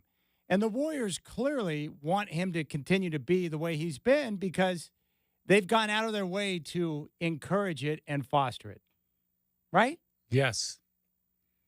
They can act publicly like it's a concern to them, but if they were really concerned, they would have handled situations differently that we've seen in the past, especially with the Jordan Poole situation. But they didn't. They traded Jordan Poole and they kept Draymond. Yeah. When Kevin choice. Durant Yeah. and Draymond got into it, they made sure that Draymond was taken care of. So there you go. I don't know how you read that situation. What's your take? Same thing? Yeah, of course.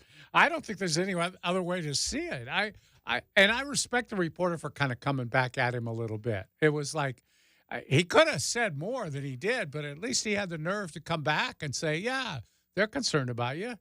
You've been suspended. Yeah. And at the end, Draymond made sure, That's not my spin on it. I know where you're going with this, but that's not my spin. Yeah. He doesn't see it that way. He probably thinks he's helping his team. Yeah. All right, let's go out to the phones. Here's the situation, and this is very troubling to my orange and blue soul, but it's the facts. The Raiders have defeated the Broncos in 8 consecutive matchups. Mm-hmm. When I grew up, the first team I learned to hate was the Raiders. When I would go to Mile High Stadium as a youngster, there was a big mural painted on the side of the open end of the stadium of a Bronco tackling a Raider. Mike Shanahan got screwed by Al Davis and never got paid, went to Denver, became the head coach, and then proceeded to annihilate the Raiders every chance he got because he was bitter about Al Davis. Mm-hmm. So the rivalry has been delicious for a long period of time, and it's very disheartening to know that the Raiders have won 8 straight games, but that's where we sit. And on the phones right now is Raider Mike. Now, keep in mind, Raider Mike, very quick to call me seconds after the Raiders upset the Ravens on the road, but I did not hear a peep out of him, last week when they lost at home to the Panthers with Andy Dalton at quarterback. The Raiders got the win over the Browns this weekend. Both teams sit at 2-2, and that sets up the matchup this Sunday. And joining us right now is Raider Mike. Raider Mike, are you ready for Bronco Week? Boy, did you set that one up, didn't you, bro? Yes. Yeah. Tyree Wilson, he found his game. Jackson Power Johnson, that kid. Did you hear that the refs went and talked to him and said, you can't play that physical? You have to chill out. I don't know if you heard this. But Jackson Powers Johnson, he's a Raider. I love him. And if we do get this game of golf in this week before I have to go fight this hurricane in 4 states. And wait a second, when are you taking off for hurricane duty with FEMA? Tuesday. In fact, you might get to keep the Devontae jersey after you pay for the round because he's probably going to be a Jet or a Saint by the end of the week. How do you feel about that? It is what it is. Oh, God. I don't want to feel anymore. I want to just go to Florida and ignore football for a while and let them figure out what they are. Because, anyway, Devontae's, he wants a ring, man. I get it. And we owe him a chance to go get a ring, and we can re-sign him right back next year. All right, enough about Devontae. What I want to know is, how do you feel about the Bronco week? What do you think about the game this Sunday? I think Nix is going to get hurt. Max is going to be back. Tyree is now on fire. Wilkins is crazy already. And the Raiders are just, they're jacked now. They're just jacked. And it's going to really make them angry that Devontae is gone. They're going to want to say, we don't need you. We can beat the Broncos without you, bro. We don't need you. Go get your ring. And we'll do this our way. That's kind of where I feel. I think we're going to win. It's going to be a low-scoring game. I think about 22-18, somewhere in there. So, anyway, the autumn wind is a pirate, blustering in from sea. With a rollicking song, he sweeps along, swaggering. This song was created for Raider Mike right here. His face is weather-beaten. He wears a hooded sash with a silver hat about his head and a bristling black mustache. He growls as he storms the country, a villain big and bold. And the trees all shake and quiver and quake as he robs them of their gold.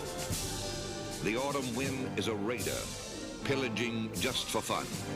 He'll knock you round and upside down and laugh when he's conquered and won.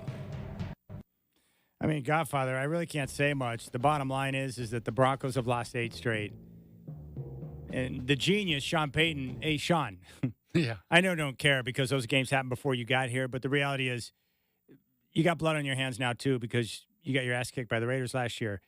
It's time for you to get your team up for a rival game, okay? And can you scheme more than 70 yards of offense out of your quarterback? Is that possible? Oh, my gosh. How about scoring 21 points in a game? Is that too much to ask? They're going to lose. The Broncos are going to lose this week, and I'm convinced of it. The Raiders own them right now. Yeah. And until Sean Payton shows me that he can do something more than what he's done so far on offense, I'm concerned. And that Raiders pass rusher is a nasty SOB. They're going to have to really. He's unblockable, man. He's I know unblockable. they're going to have to get the ball out of Bo's hands real quick. That's one of those games where Bo's going to line up and look over and see him and be like, what am I doing here? Yeah. I don't need this in my life. Yeah. All right. Dang it. All right. Mitch in Jersey's on hold. We'll get his take on some college football coming up next. We're going to hear from Joe Cronin, our conversation at 5:20, and Trailblazer tickets at 5:30. You got the Rip City Drive with Dwight and Chad.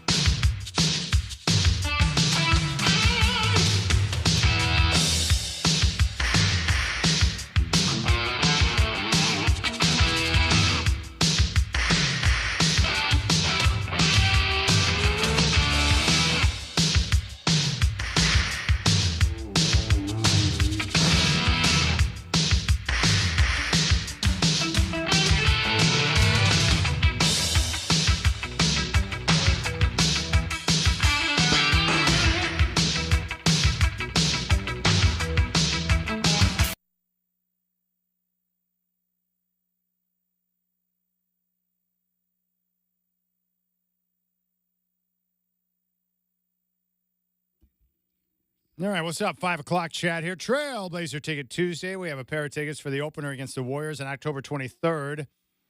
We'll give those away coming up at 5:30. We have wild card action in the majors. Middle of the 8th right now in Milwaukee. Mets lead the Brewers. Game 1 NL wildcard 8-4. Game 1 of the NL wildcard coming up later on tonight in San Diego. Braves and Padres. First pitch at 5:30. That game will be on ESPN. 2 earlier finals. Tigers over the Astros 3-1. Game 1 of the AL wildcard. And the Royals top the Orioles in Game 1 of their series 1-0. From football, a couple of notes. Von Miller has been suspended 4 games for violating the league's conduct policy. And the Raiders say they would consider trading wide receiver Devontae Adams for a second-round pick and other draft compensation after he requested a trade.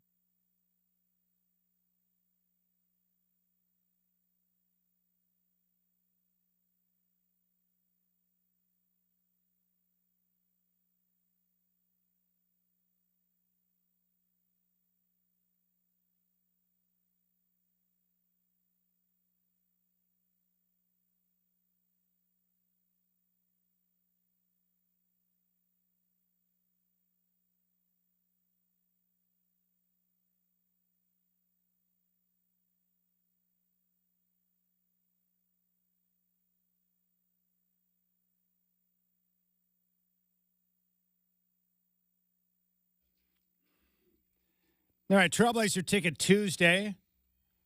We have a pair of tickets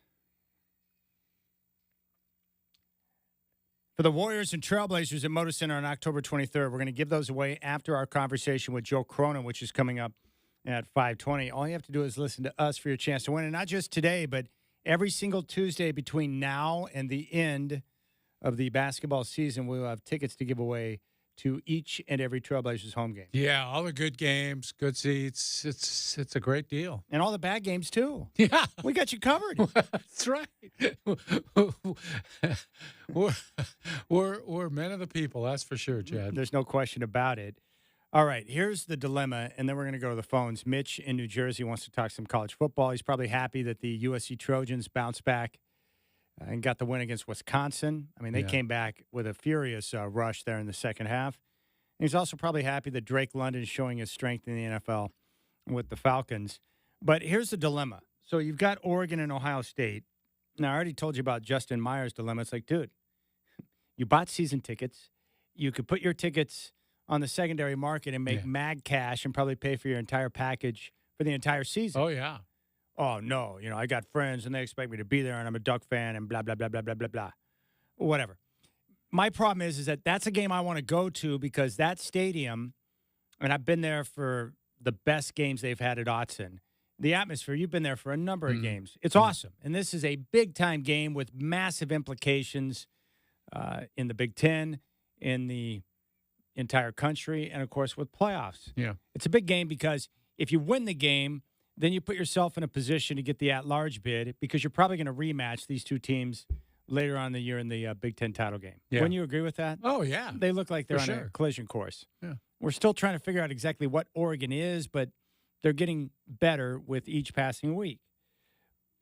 The problem I have is that there's so many great games that weekend that if I drive down and go to the game, then I'm going to miss all the action. Yeah. And then you put yourself in that situation where you got to deal with the traffic, and then you get back into town late, and it's a whole deal. It's a whole mess. I mean, that's the dilemma with driving down to Eugene and back, right? What would you do when you had a late game down there? Would you come back the night of the game, or would you stay the night down there? Well, yeah, the paper didn't want me to have to spend the money to stay over. What about NBC? Same? Same. Yeah, we came back.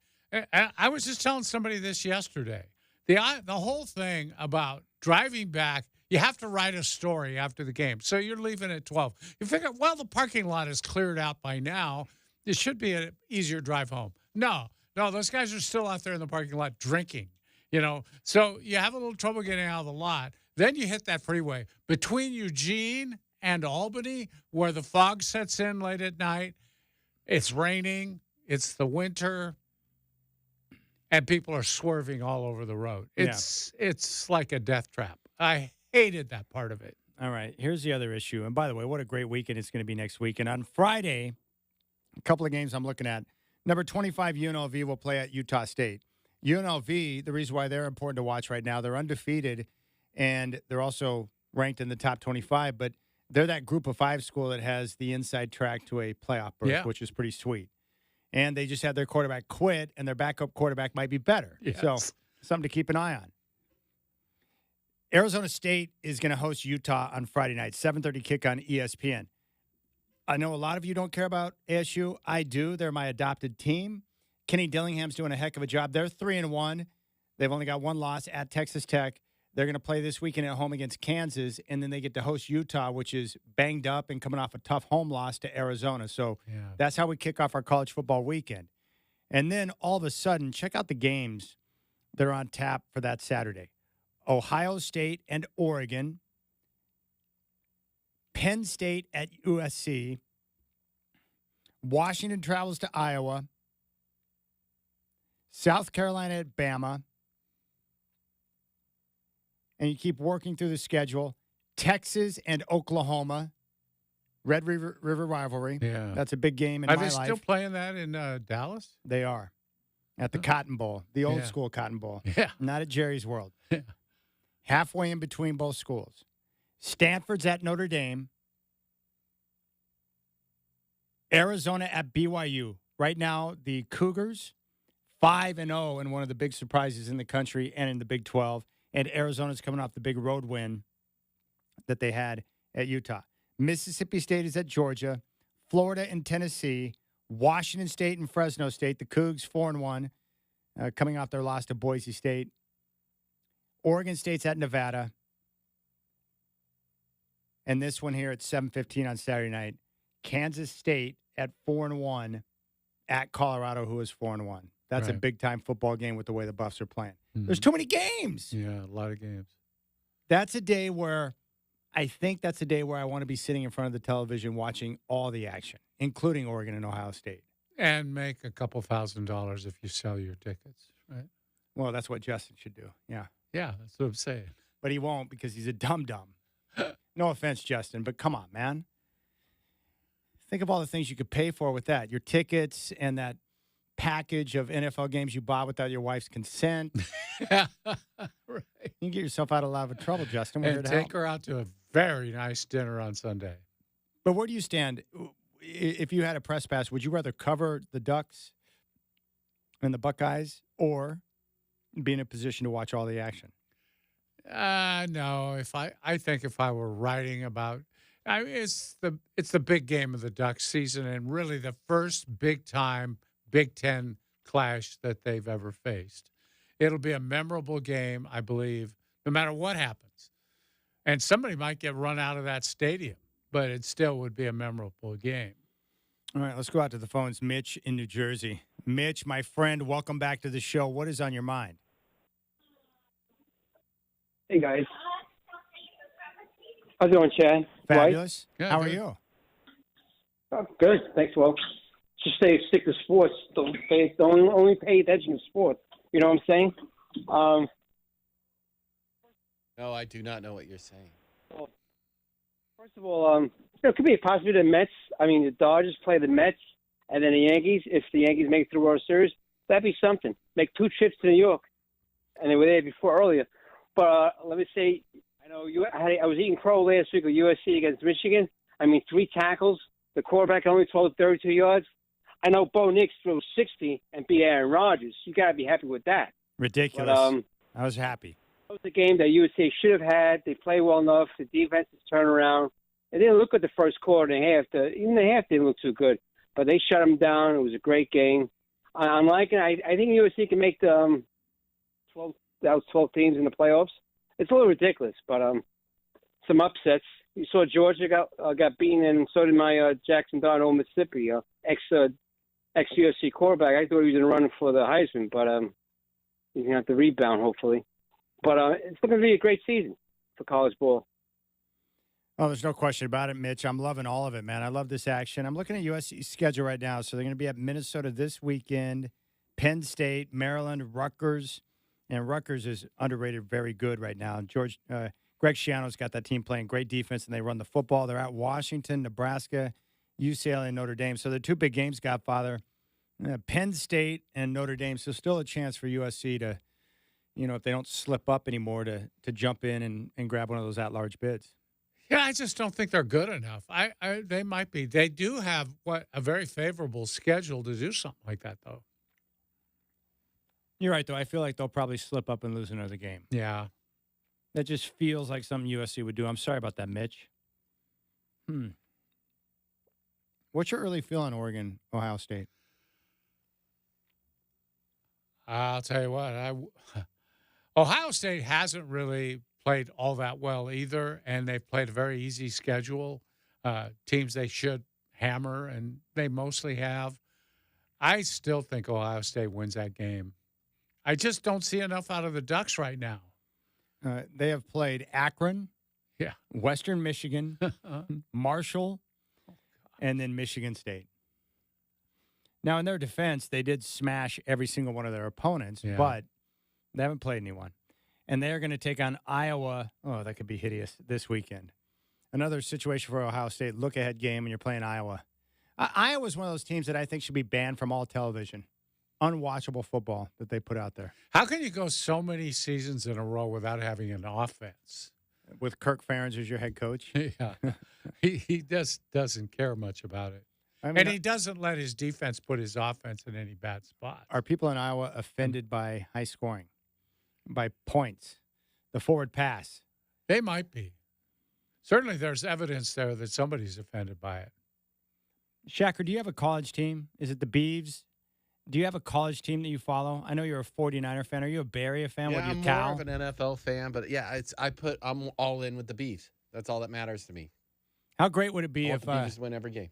Nothing else matters. Okay, that's cool. How great would it be if Cal took out Miami this weekend? Oh, gosh, that would be wonderful. The matchup that's being billed is Coke versus Woke. I saw game day is going to be there in Berkeley. Now that they're there, there's only 5 teams left that haven't hosted a game day, which is hard for me to believe. But they put the graphic on the screen today. That game's airing on 620. That game's also going to be on 620 Rip City Radio. Perfect. Don't even have to move the dial in the car. I'll say this, Cal, Memorial Stadium, underrated spot to go check a game. For sure. The walk through the campus, and what I love about it is you have all the students down there. They protest everything. Yeah.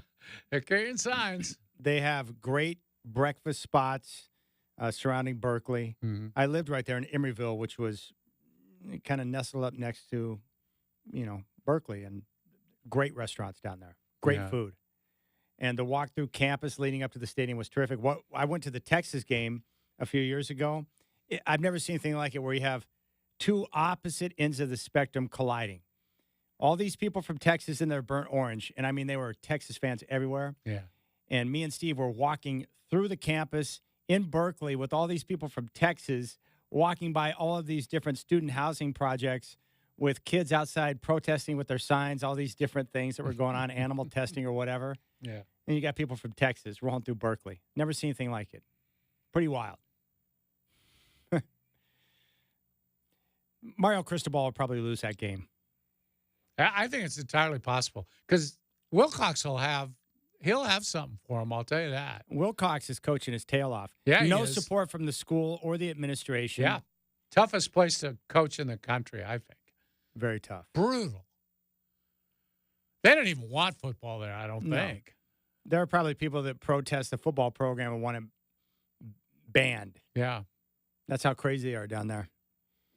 All right, so we'll see how things shake out. But that's going to be a big weekend. There's too many games. I need to watch all of them. Plus Texas, Oklahoma. I don't know if I want to watch that. Watch Texas smash Oklahoma in this year. Yeah, you don't want to see that again. I hate Texas so much. Gosh, I hate it. Steve Sarkisian. And I love Arch Manning, and I'm mad that he's with Texas. Yeah, I am too, really. I'd like to see him back somewhere where he can play all the time. Screw Quinn. No one wants to see Quinn Ewers anymore, man. Just keep Manning out there. I agree. I want the Broncos to draft Arch Manning is what I really want. I'm just saying. No more Bo Nix updates for you. No, it'd be Arch Manning updates all day long. I like the Manning connection. I like the family. I told you about I sat next to Archie at an Eagles concert. No, you didn't tell me I didn't tell you that? No. Oh, Where? Sweet. Which one? Las Vegas. I'll tell you about that story. It was awesome. Huh. It was awesome for me. I don't think it was awesome for Arch, but Yeah, right. but yeah. I was Did like, you wear him out? I didn't wear him out, but I'll share the story. Yeah, right. I could see you bugging him a little bit. It was great though. I was like, I was sitting behind him, and I was like, I think I know that guy because it was, the lights were dimmed a little bit because of the concert, and so I was like, I think that's Manning, and so he was sitting next to his wife. So I Googled Archie Manning's wife on my phone. I was like, Stalker material. I did. I compared her to the picture. I was like, yep, that's Archie Manning. And so I said, what up? And it was pretty cool because he had a bunch of friends there. And during the intermission, he was throwing out little footballs to different family members that were playing catch. Really? So he was enjoying himself, yeah. But he told me that he's down with the Eagles music, and that's why he was there. That was that. So I didn't completely harass him, but I was like, sweet, man. And can you get Peyton up here? I'd like to talk to him, too. You should have gotten one of those footballs, have him sign it. Man, that would have been something. But I don't like to do that because I don't want to be a harasser. I Googled his wife, but I don't want to ask him for an autograph. Yeah, it sounds like you didn't mean to harass him at all. All right, Joe Cronin of your Portland Trailblazers coming up next. And then we have tickets to give away for the Warriors and Trailblazers. And we got a very crafty trivia question for you to answer.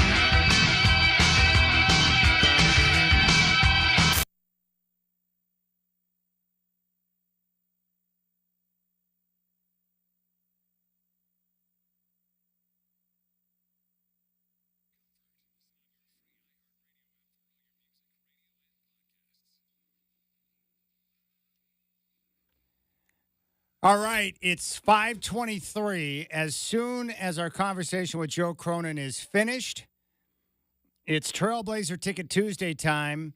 We're going to give away a pair of tickets for the Blazers and Warriors opener coming up on October 23rd at Moda Center. So as soon as the conversation with Joe Cronin is over, it's Trailblazer Ticket Tuesday time, and all you have to do is listen to Dwight and Chad for your chance to win. It's 5:23 here on 620 Rip City Radio. All right, Rip City Drive, Dwight and Chad, we're live here at Trailblazer Media Day, and what a pleasure it is to welcome Trailblazers General Manager Joe Cronin to the show. I think this is the first time he's been on the program, but Joe, it's great to see you, man. You look good, like you're enjoying the summertime a little bit. Thank you guys for having me. It's good seeing you. Easier summer this year after all the different things that were going down last year, I would imagine. Yep, a little quieter summer this year than last. This time last year I was exhausted going into media day.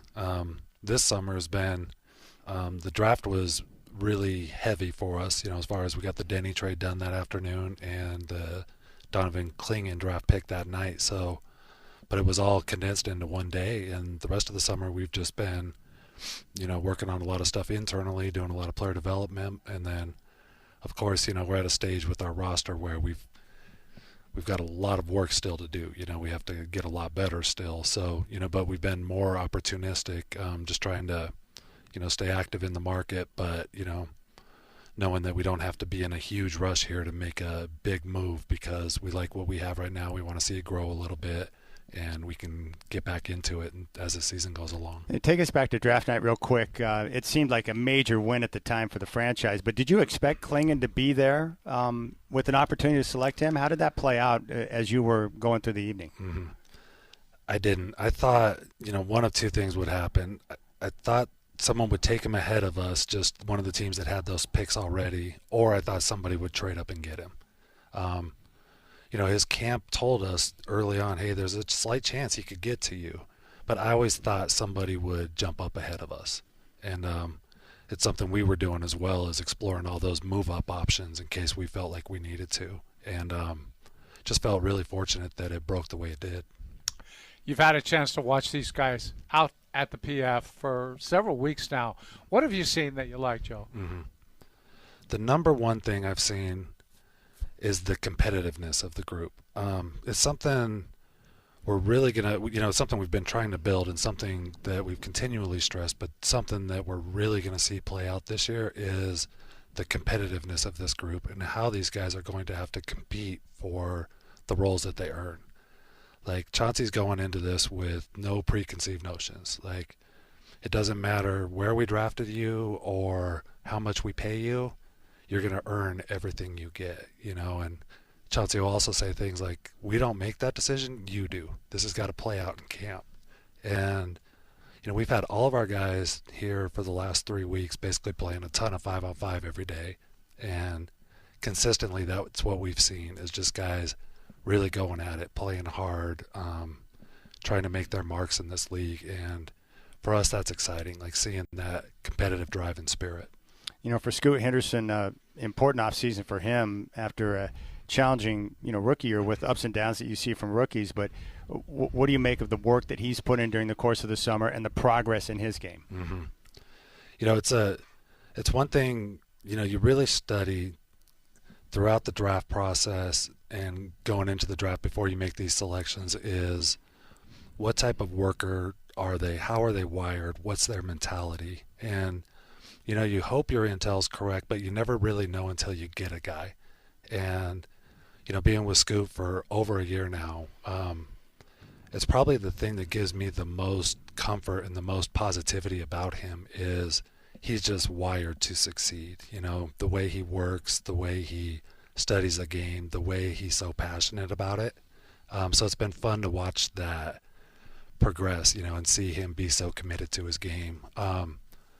He knew coming off of last season that he had a lot of work to do, and he knows today that he continues to have a lot of work that he needs to do.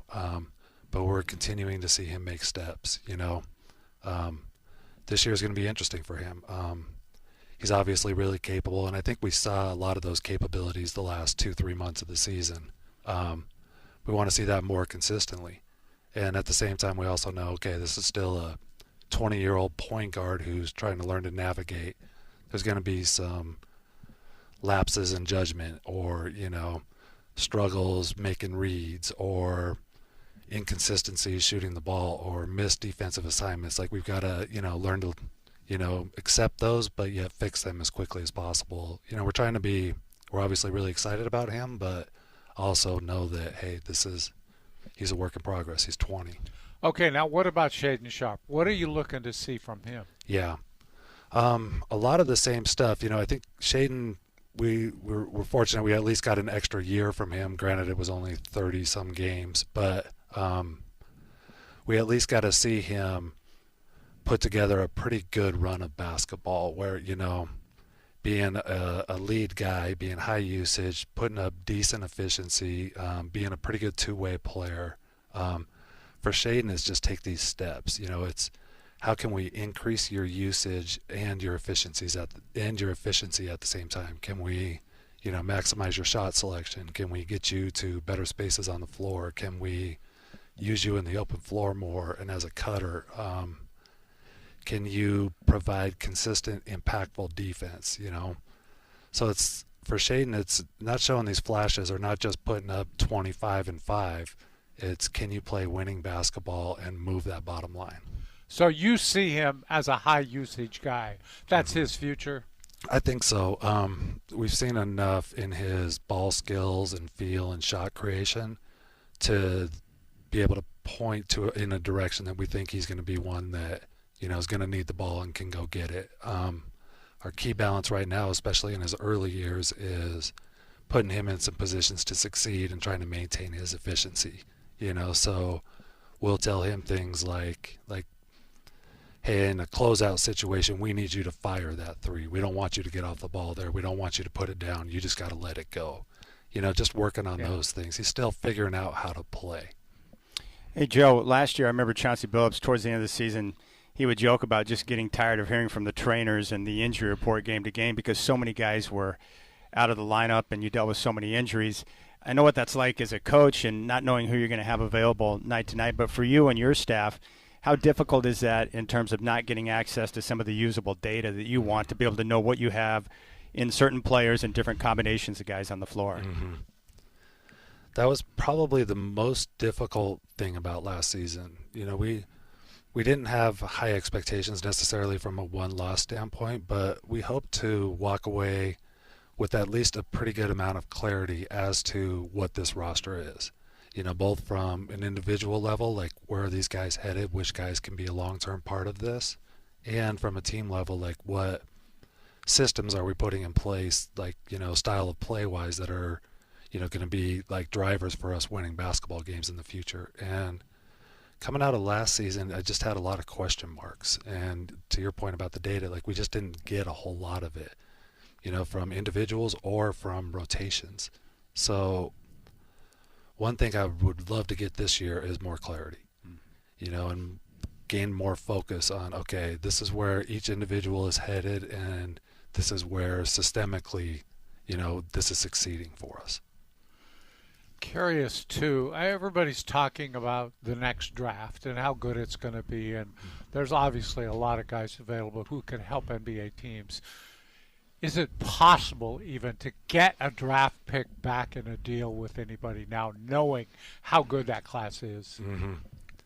It definitely makes it more complicated. These NBA teams have gotten so good with their, high school scouting and, amateur scouting before these guys get to college or, into the high-level overseas programs that in a given year, teams have done a good job of knowing, okay, hey, this is a really good draft, hey, this is a subpar draft, and then acting accordingly. So I don't think it's ever impossible to get into a draft like this one, but you might have to find the right team, a team that, is going to value the immediate help over the long-term help. Like you got to be, this is where I always challenge me and my staff to be active. We've got to be out there making calls. We got to stay on the phone with these teams, because we need to be there if they choose to make a pivot or like a win now move. We've got to be ready.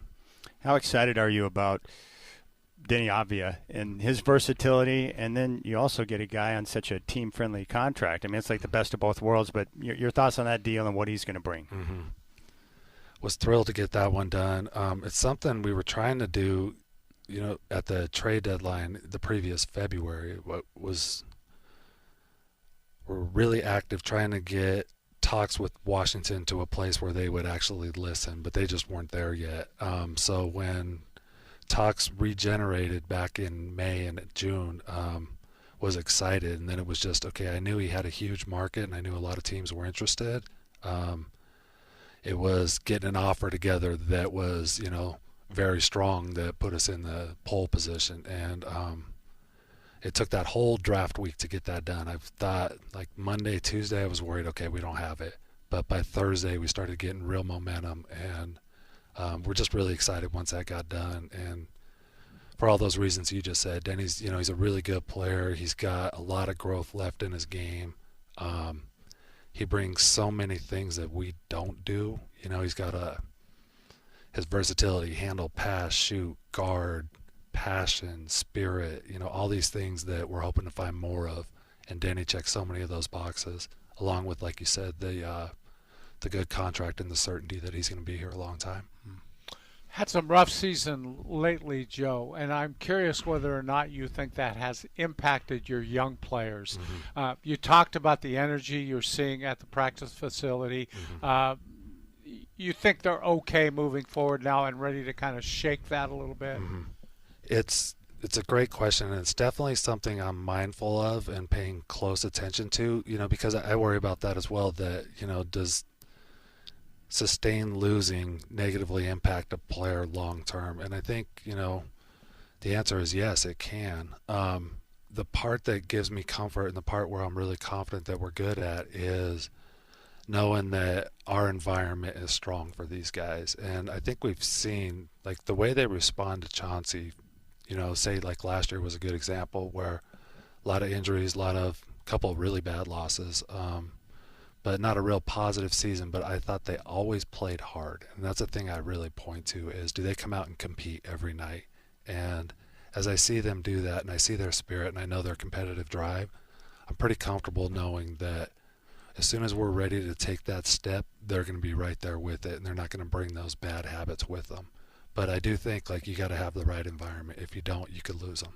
I did want to ask you one question before you go. I know you're not on the business side, but the announcement that the Trailblazers are going to go direct to air on K2 and increase your reach by about 4 times. Fans are thrilled because they're hitting me up all the time.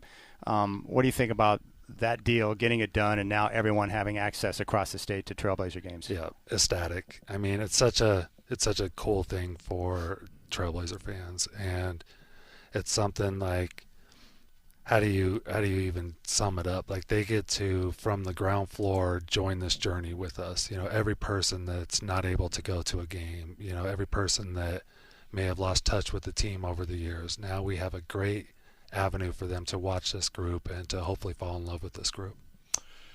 Sad news today about the death of Dikembe Mutombo, and I'm thinking that probably with your background and all in Colorado, that he was a special player to you. Special player. Condolences to his family and friends. I got to see Dikembe, right when he was drafted. I lived in Denver at the time. Saw the Nuggets play a bunch, his first 4 or 5 years with the team, and everything you think about Dikembe and see and remember, it was so true. And in that community at that time, like, he was so impactful for that team. And of course, we all remember the upset against Seattle, where they, I think they were the 8 seed, right? And Seattle was the 1 seed. First time it had ever happened.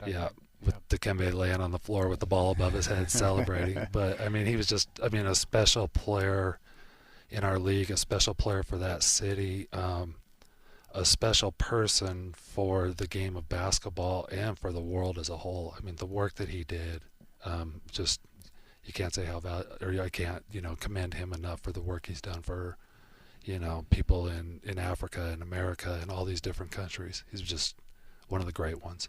All right, the Trailblazers getting ready to kick off a brand new season, 24-25. Joe Cronin here on the Rip City Drive. Hey, Joe, thanks for your time. It's great to catch up, and it's great to see you refreshed and ready for a new season, but good luck this year. Thank you guys very much.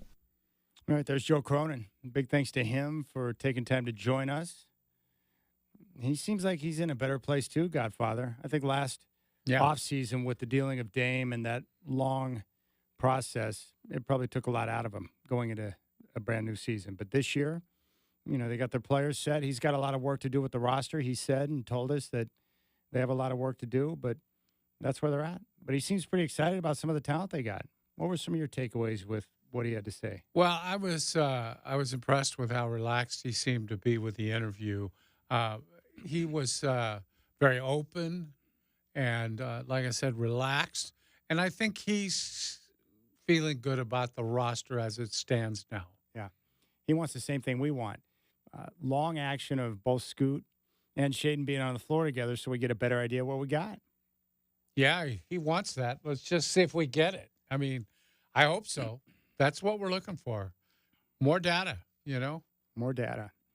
All right, it's Trailblazer Ticket Tuesday. Thanks to the Portland Trailblazers for all of your ticket needs for the upcoming season. Simply head over to trailblazers.com. But we have a pair of tickets to give away for the opener on the 23rd with the Warriors, Steph Curry and company in town, the defiant Draymond Green in town, 23rd Moda Center, season opener, Warriors and Trailblazers. We have a trivia question, and the first person with the correct answer will get a pair of tickets for the opener, and then we'll reveal the winner after the upcoming commercial break. But here's the question. First person with the correct answer to 503-248-0620 will get a pair of tickets for the opener, Warriors and Trailblazers. What Hall of Fame are Donald Trump and Pete Rose members of? 503-248-0620. 503-248-0620. What Hall of Fame are Donald Trump and Pete Rose members of? First person with the correct answer will get a pair of tickets for the opener. It's Trailblazers Ticket Tuesday here on the Rip City Drive with Dwight and Chad. We'll find our winner next.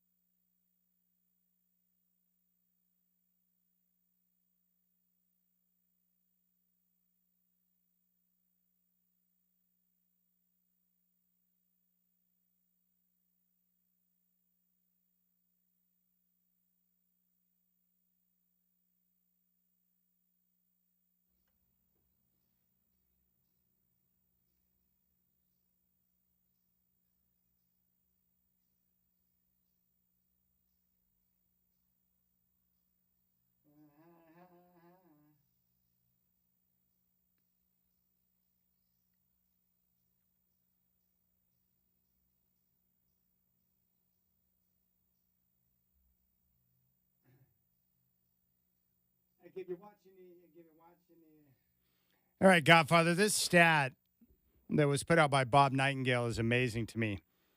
He says just how critical is winning game one of the wild card series. Since Major League Baseball adopted the best of three format in 2022, teams who won game one are 8-0 in those series. In fact, of those 8 series, only one was not a sweep. That is incredible. Yeah, I think that's the time that you have to say maybe we need another system. It's slanted way too. A 3-game series is very random anyway in baseball. I don't like it. Didn't they used to have 3-game series in the first round of the NBA playoffs? Yeah. Mini series, they called them. Yeah. That's crazy. I remember when I was younger, the first round was 5 games. And the 5-game series in the first round were a little bit dicey because the underdog could rise up and they steal a game, 1 or 2 on the road, and before you know it, you're back home for 2 games. You got a chance to steal a series. Yes, that's what happened. That's why they got out of it. Boy, all you had to do was win one of those 2 on the road, and you're in great shape. No question about it. What made the Nuggets-Sonics upset back in '94 so ridiculous, Seattle won the first 2 games at home with ease, and we're up 2-0. Yeah. The Nuggets went back home, got a blowout win in Game 3, won a thriller in Game 4 that went into overtime, and then somehow managed to pull off an overtime victory on the road in Game 5. Couldn't believe it. Of all the series I've watched in the NBA, that one was about as shocking as you could get because Seattle was so dominant that year. Yeah. Crazy, crazy. Those games are on YouTube. I've went back and watched that series. They put the whole game on, huh? Yeah, you can watch the entire game. That Game 4, I was a big Nuggets fan. I love Mahmoud Abdul-Rauf and Robert Pack, former Blazer, former Duck, was on that Nuggets team. He was really big in that series. I was a big fan of Reggie Williams, who was a big part of the Nuggets team that year. LaFonso Ellis, who played at Notre Dame, was on the Nuggets that year. And then they had Brian Williams, or Bison Dele, who was on that squad as well. He was kind of their 6th man. Mm-hmm. And then Mutombo was just a shot-blocking machine. Yeah, he was. All right, it's time to find our winner for Trailblazer Ticket Tuesday, presented by Dwight and Chad and your Portland Trailblazers. For all your Trailblazer ticket needs, go to trailblazers.com.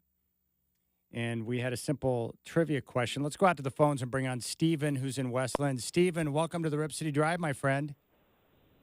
Hey, how's it going, Chad and Dwight? Fabulous. Good. How are you doing this afternoon on this beautiful Tuesday afternoon? Just driving home from work, avoiding all the crazy people. We got this. Okay, good. I'm going to ask you a trivia question. If you get it right, you get a pair of tickets for the Warriors and Blazers on the 23rd. Absolutely, I'm ready. What Hall of Fame do Donald Trump and Pete Rose belong to? What are they members of? It is the WWE Hall of Fame. All right. Congratulations, my friend. Stephen in Westland is our winner. And you get a pair of tickets for the opener against the Warriors. So Steph Curry and company are going to be in town, and you'll be there to cheer on the Trailblazers, my friend. Super excited. Can't wait for the season.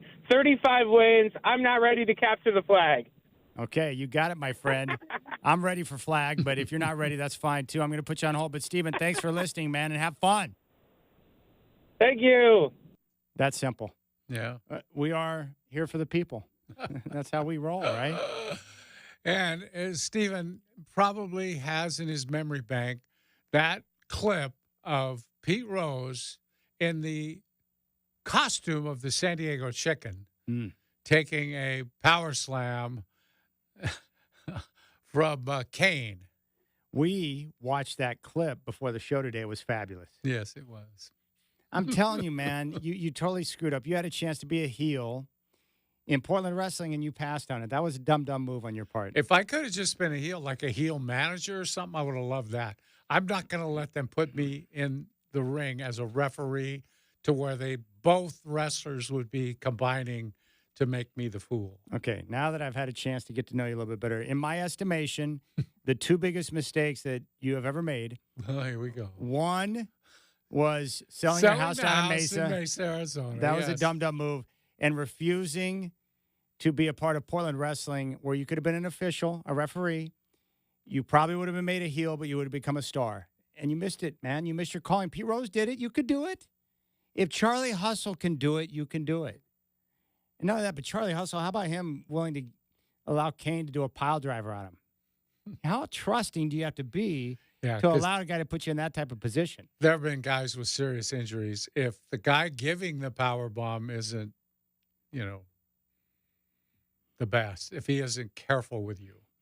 Like if Hacksaw Jim Duggan was like, hey, Chad, we want you to be a heel in the upcoming event, and I get to crack a 2x4 of your dome, I'm like, I'm in.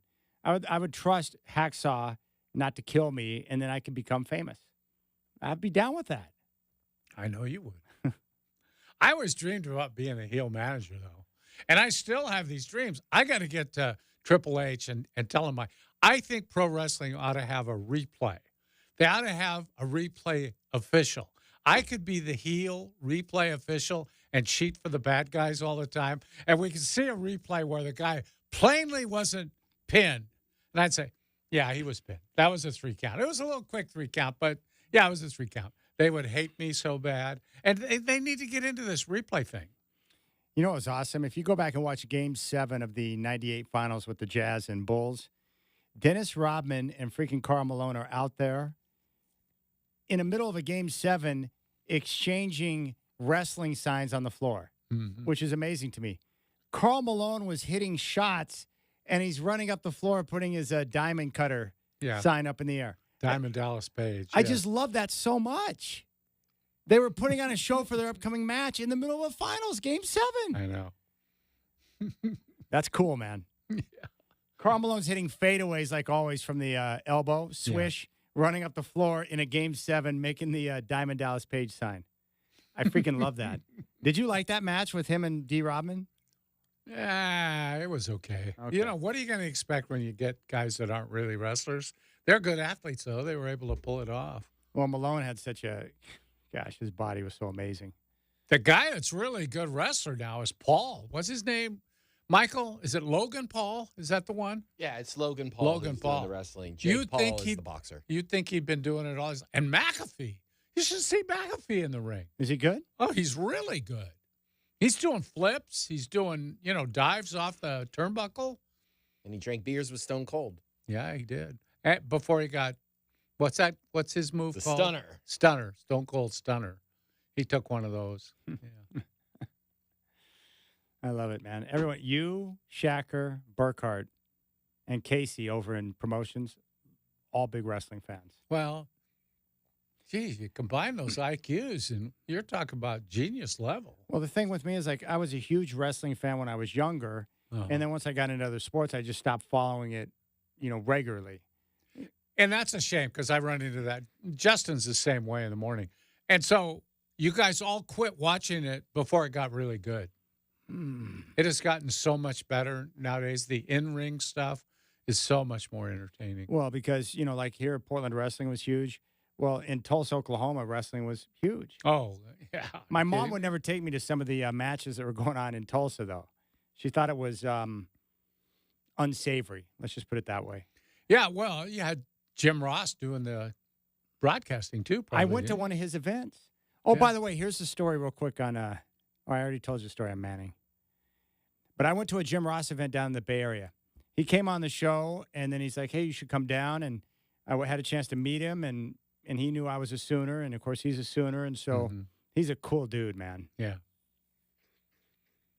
Had some health problems recently. I hope he's okay. Yeah, Jim Ross, a legend. That's a cool guy right there. First inning, Padres 2-0, 2-run homer. Well, you knew that was before gonna the happen. kid got an out. He gave up a 2-run homer. You knew that was coming. Mm-hmm. The Braves have no chance in that series.